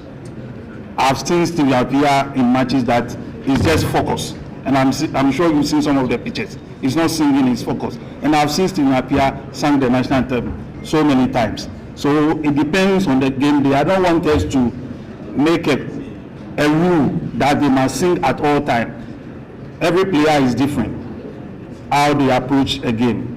But I can assure you that they all know the national anthem. The other thing is the visit by ESCO. I think our brother Fredachi visited. But at a tournament, the journalists are all working at different points. You cannot visit everybody.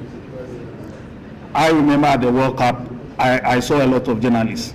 And there were journalists too I never met until match day. I saw them at the park when we won. And the Jama was going on. It was during the Jama I saw them. So because they were working at different areas, and so you cannot visit everybody, you cannot see everybody. But as much as possible, when we go to tournaments, we fraternize with the media. And I'm sure colleagues here would attest to the fact that we are very accommodating when the media come around. Again, in accommodating the media, we must also ensure that we do not allow that to affect the team preparation as prescribed by the coach. So it's a fine balance, but we always are ready to meet with the media, fraternize, chat. I'm sure you saw some of the pictures when we went to US. We were all together with the media in front of the hotel, even at the lobby, fraternizing with everybody. So we'll continue to do that. But in doing that, let's make sure that we do not disturb the coach and the players as well, because they are also running their schedule. And they are the reason we are there. First of all, we want them to win, and then have good stories to write. So thank you very much on that.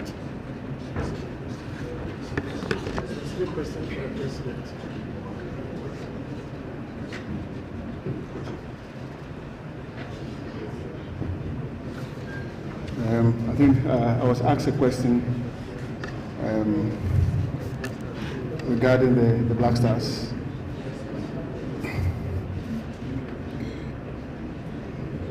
The ESCO employs all persons who work for our national teams, and they are answerable to the ESCO. Every coach, every technical staff member who is employed or who is engaged by the ESCO is answerable to the ESCO. It's the only reason why you would say, or you would ask us whether we have received a technical report. Where does it come from? From the head coach representing the team. To be more specific, I did not interfere in the job of Charles Akono. Neither did I interfere in the job of Otto Addo. I think you heard Otto on numerous occasions speak about how we worked. And neither did I interfere in the work of Mr. Chris Hilton. They were our coaches, and any other coach who will be hired by the Football Association will be given the freedom, as always, to deliver. Your job will be scrutinized on the screens for everybody to watch. Whatever you do is on the screens, and all of you.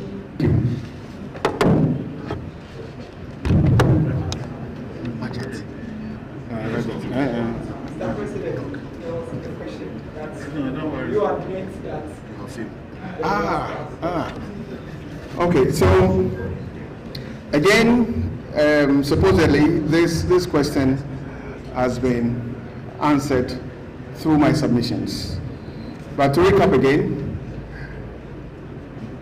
the Black Stars, representing one of our 12 national teams, is our premium product. And it's on the hearts and minds of everybody. Everybody, including my good self, who wants the Black Stars to win all the big tournaments that confront us, including the AFCON and the World Cup. I've said here that it takes time. I remember in the days leading to Senegal winning the AFCON, there was a big call for the FA president to step down and for the head coach to step down. My good friend Cisse had tried and tried and tried. They never won, and then he won.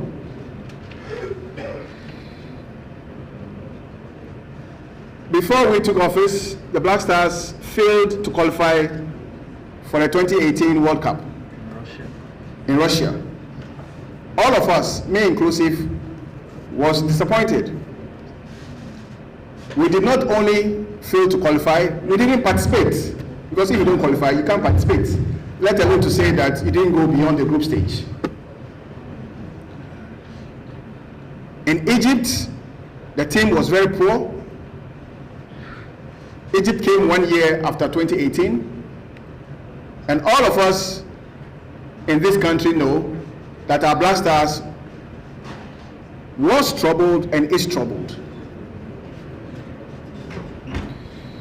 Having made it to the Mundial in 2022, before that we didn't make it in 2018, making it to the Mundial in Qatar in 2022 was a big step for us. Qualifying to the AFCON, even though today we see it as a given, was a big step.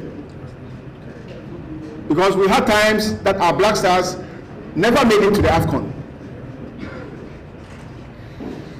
What I want to say in conclusion is that I want our Black Stars to be champions of Africa.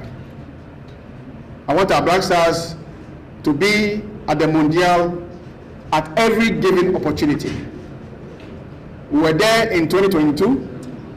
I want us, with your support, to qualify the Black Stars again to the US and to Canada and Mexico in 2026.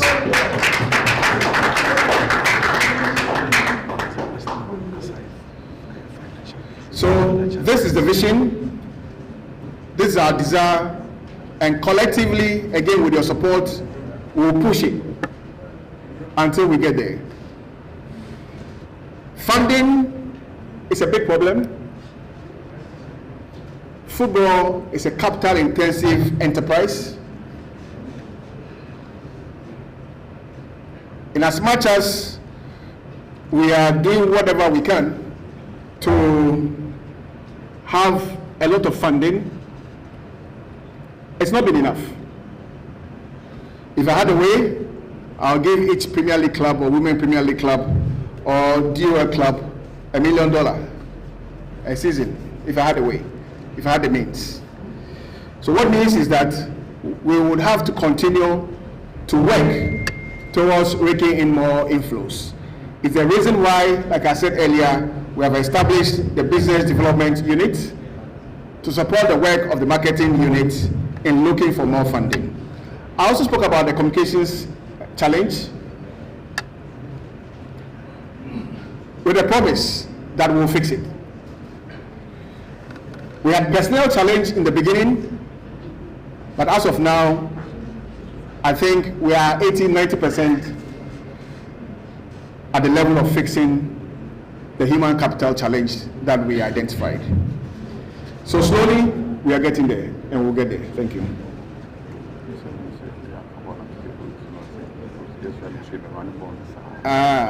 Mini appear stadium. My current question. I can be here. I can say when they come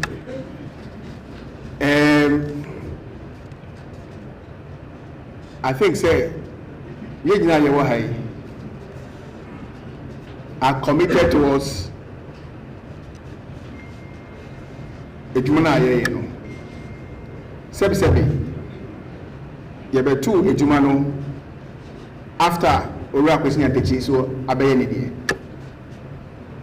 Your responsibility say yebeye edu pempe so odibo edu ye ana say yebetra de oye no. Ye nyina ye wish no. And we shall ye nyina ye ti he ye nyina ye baako.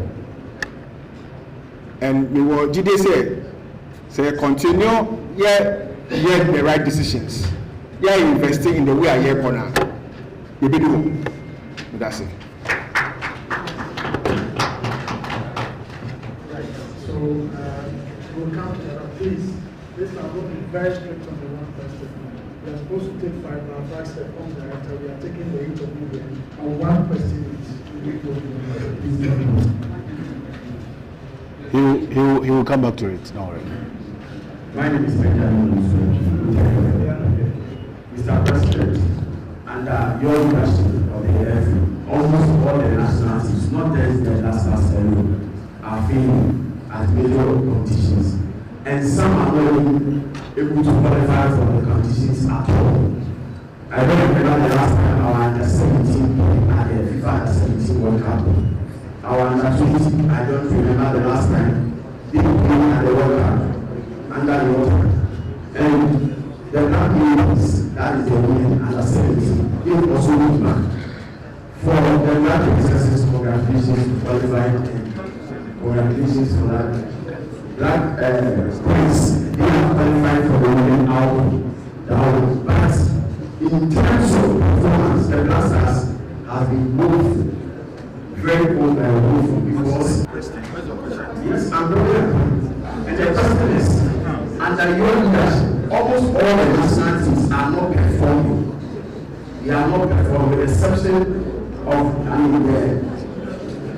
women under 20 who are able to qualify for the Women's World Cup. When you agree with anyone who say that we are not the most that Moses to lead us to the promised land, so we need to, lead the scene for someone else to take us to the promised land. And to Mr. Magari, he checked the committee after us.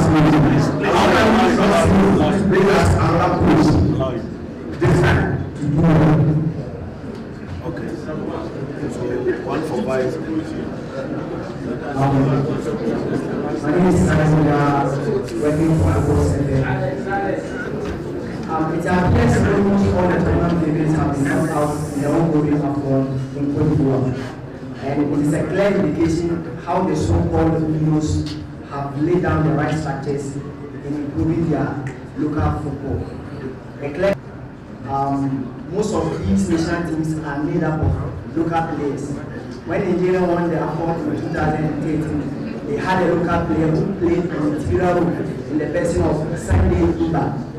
However, even when our national team, our Blasters have been performing poorly recently, none of these local players have been able to make it into the starting lineup of the Blasters.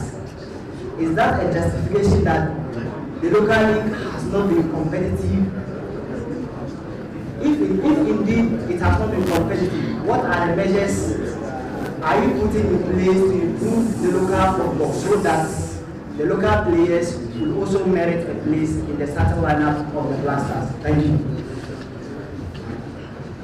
Robert Roman is a head of the my question to Mr. President, I used to say that a problem last stated is half solved. After recent poor performance for the AFCON 2021, the World Cup and the ongoing AFCON in Cote d'Ivoire. Mr. President, what are the key problems that you have identified that is affecting the classes, and I want to know. Thank you. My name is Osman from the Grassroots. I will be able to have the team here to allow me to ask one and hear me. My first question is to Mr. Kess. And he made it very, very easy for me to ask this question when he came here to say everybody the executive council appoints reports back to the executive council. Now my question is, if that is so, then all the children of the management committee who are EXCO members, they will have to be reporting to the executive council which they are members.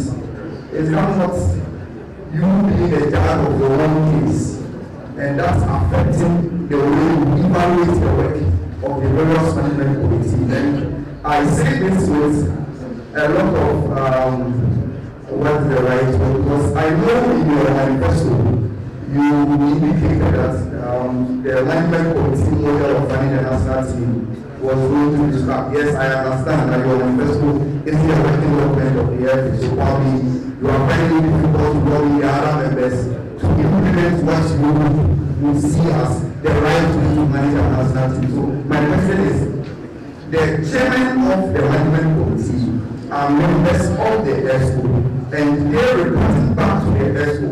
Is that not being a judge of your own case in the evaluation of the executive council and their work? My second question has to do with someone has already answered, but answers something forthcoming. That is, which percentage of the 8.5 these kinds of was for the F? We want to know this is an F evaluation. We know that the 8.5 isn't the total budget from the FA. Yes, we also have a part of it. Which percentage of the 8.5 is from the FA? The last one is there are reports that the ministry has given the FA some amount of the World Cup money to go into the legacy projects. How much was given to the FA for the legacy projects, and what do you want to do with that? And my last one is investments in local football. Please, respectfully. Investments in local football is a major topic. When we go to Afghan, we go to think about that. We come back and we discuss the foundation of our local football doesn't really see a lot of investment into it. Probably we are lacking the information. As EXCO, what have you done to get the government to understand that it's not all about coughing 8.5 million to sponsor Blast Hearts and the national teams, but we need to fix the fundamentals, which is our local football. How are you going about convincing government to see the need to help the Ghana Football Association to invest in our local football? Good afternoon, my name is whenever we have attempted to find problems or solutions to Ghana football, and I'm talking about the general architecture of Ghana football, half of the time, whether committees are formed or not, they come from the same FA body who will make appointments. What I want to find out is, the media being the bridge between the public and the football authority, has the FA ever considered engaging the media at a technical level where the media will come out with a document?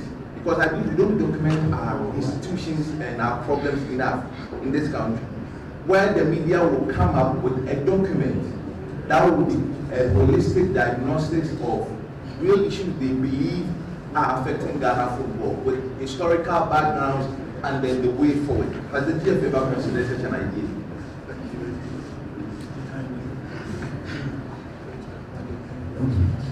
My name is Akuno. Our first time for your education. My question goes to Mr. President. Under this administration, we have been in 3 tournaments, and our best is to qualify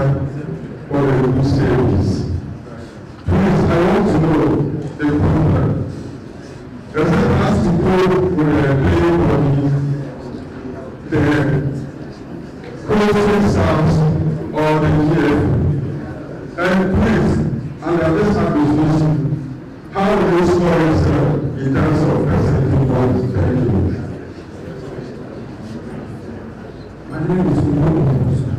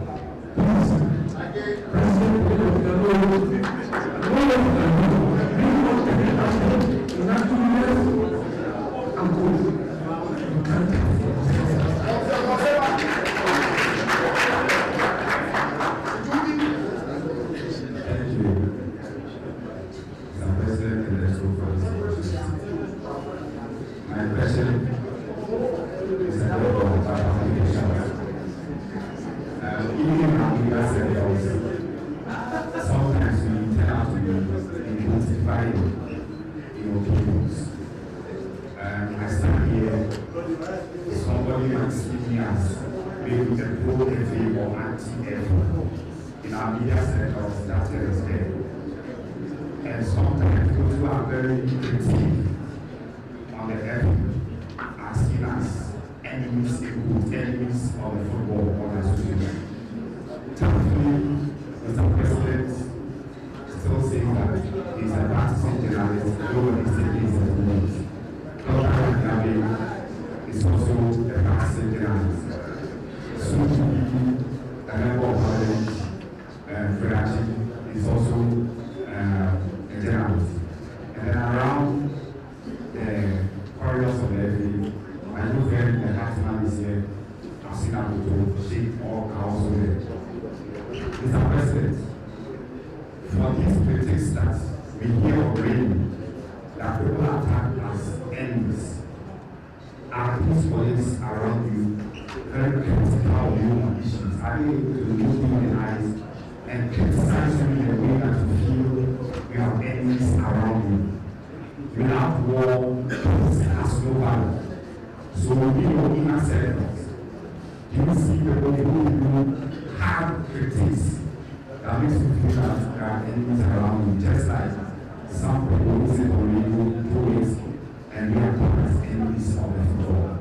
In going forward, let us know if there has been a situation where Dr. Adiabi and Fred or any of the politicians around you has had a part with you on an issue that you, after the time you realize it is all for the room and the shape of the are these things happening around the corridors of the FA? Or is it just singing of praises for the Mr. President? Thank you.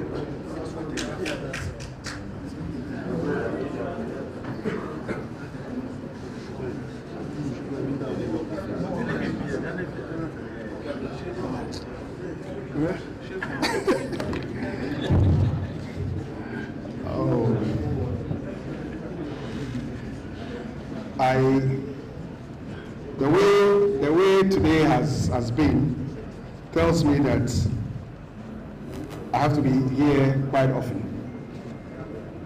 It confirms our belief that there's been a communication gap. And my promise to all of us here is that we'll be back here again to talk about our beloved sport. So I had questions from one of my colleagues who said that we had failed in the development of our national teams. I hope that was the assertion. And as I listened to him, I said to myself, oh, my brother may have forgotten where we were as a football country and what it had to take to bring us back to the promised land. In case we have forgotten, we were voted into office, that's the first term, in 2019. At the time that football had been stopped in Ghana, there was no football. Some of our players had stopped playing. Some club owners had stopped operating their clubs. Went through a period of normalization, and then subsequently were given the chance to serve. It's important we situate our situation properly when we speak about association football in this country. Now, we have so soon forgotten that our CHAN team qualified for the CHAN after 3 failed attempts, 6 years gap. We have forgotten. So now qualifying to competition is a given by all of us. But the CHAN team failed on 3 consecutive occasions to qualify. And then we made it to the CHAN tournament and exited at the quarterfinal stage. Is that not correct? Quarterfinals. Sure. Quarterfinals in Algeria. Is that not correct? Correct. Yes. We have so forgotten that our princesses are waffle champions. Is it not true? We have forgotten that our U20 national team qualified for the World Cup in 2021. They won the waffle competition, they won the African Championship. Is it not true? Is it also not true that our girls U20 qualified for Costa Rica and have qualified again for Colombia? Please, when we are asking questions, let's put it in the right perspective. If you say to me that it's not enough to qualify for the tournament itself, I'll agree with you. But that in itself is a big step, given where we have come from. We have come from a period where we were not making it. Sorry, but the U20 girls had qualified on 6 consecutive occasions and had never made it beyond the group stage. So you are taking qualification for granted. It is not for granted. Our vision is for us to go all the way to bring the trophy. But that takes the small steps we are taking and talking about today. We have forgotten that in 2018, we didn't go to Russia. We have forgotten. If we had qualified, you would have made it to Russia. Is it not true? So, colleagues, the end vision is to make it and bring trophies.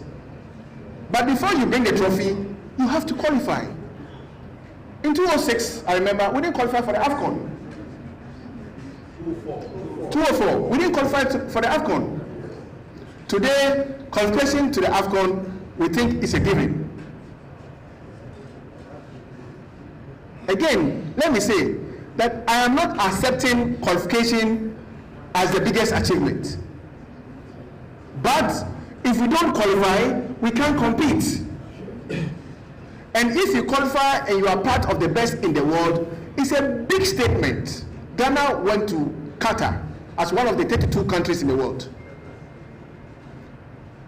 Somebody even jokingly said, we played 32 passes and we scored a goal at the World Cup. You know? So, my colleague, I want to win trophies. I want to win the U17 boys and girls. I want to win U20, U20. I want to win. But to do that, you need to take the basic steps. You don't have good coaches, you have to invest in good coaches. You don't have good referees, you have to invest in refereeing. You don't have good pitches, you have to invest in pitches. And the hours we spend here has given us a clear picture on the level of our determination to invest. And indeed, we are investing. And we will invest more. So let's be patient. Like I said, and I've said all the time, the road of us ahead of us will be rough, will be tough, but we will get there. I love to see players from our domestic leagues play internationally. I love to see players from our GPL, WPL, DOL play for the Black Stars. But there's one reminder that I would always serve. At the national team level, it is a collection of all the super talents available to the country. It is what? A collection of all the super talents available to the country. That is the national team. So in as much as you want a player from the DOL like Fatau Ishaku did, he came from the DOL to play in the Black Stars, that should tell you that the player as an individual has to be competitive. And indeed, Fatau Ishaku playing in the Black Stars from our DOL is a testament of our commitment to open the doors for super talents. This is not the first time a local player has had a chance to play in the national team. And we will continue to strive. We will continue to make the right levels of investment in our domestic leagues. Indeed, the proposal document we've sent to government includes varied levels of investment in the domestic league to make our domestic league strong and more competitive. to allow us to retain our players a lot longer than we do currently have. And we are committed towards this cause. I think that's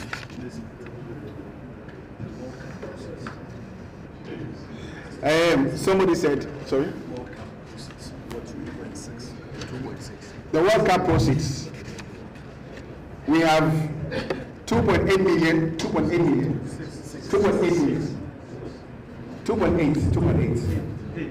2.8 million from the World Cup to invest.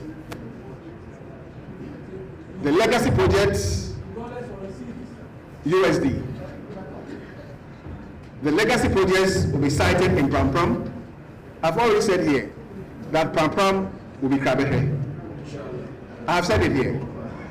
And we will in due time start the process. Indeed, yesterday we had a long meeting discussing Pram Pram and the levels of investments that is going to take off soon. And proceeds from the World Cup inflow, or from the World Cup and FIFA Forward are the key revenue streams that we'll be looking at applying towards our Pram Pram dream. I was also asked whether I have a rubber stamp ESCO or otherwise. My question is very simple. Look at their faces. Look at their wicked. Legal, trouble. Dr. Abbey, problem. Vice, trouble. The other lady there. What I want to say is that, first of all, we are a team united by football to pursue a common vision. But as individuals, each one of us come with our own skill set. So today, when we want to talk about technical coaching issues, I want to pick the opinion of Kwesi Appiah. If I want to talk about legal issues, I want the lawyers, Honorable Fred and GS, to speak up, and etc., etc. I have an ESCO that are very, very critical and independent minded. There's been lots of policies that are brought to the table and have been rejected. It is very normal. What is true is that I am very, very accommodating in listening to the other mind. When people critique my work, I take it in good peace. I reflect and change for the better. And that's how we have worked, and that's how we will continue to work as servants of football. Then there was a question as to how would I score myself. I want to be like, and let me use the example very carefully. I want to be like Dr. Kwame Nkrumah, who is assessed regularly or referred to regularly after his exit. When I've served my term and gone, you can score me. When I have served my term gracefully and graciously and gone, you have the liberty to score me. And my heart will be at peace. Thank you.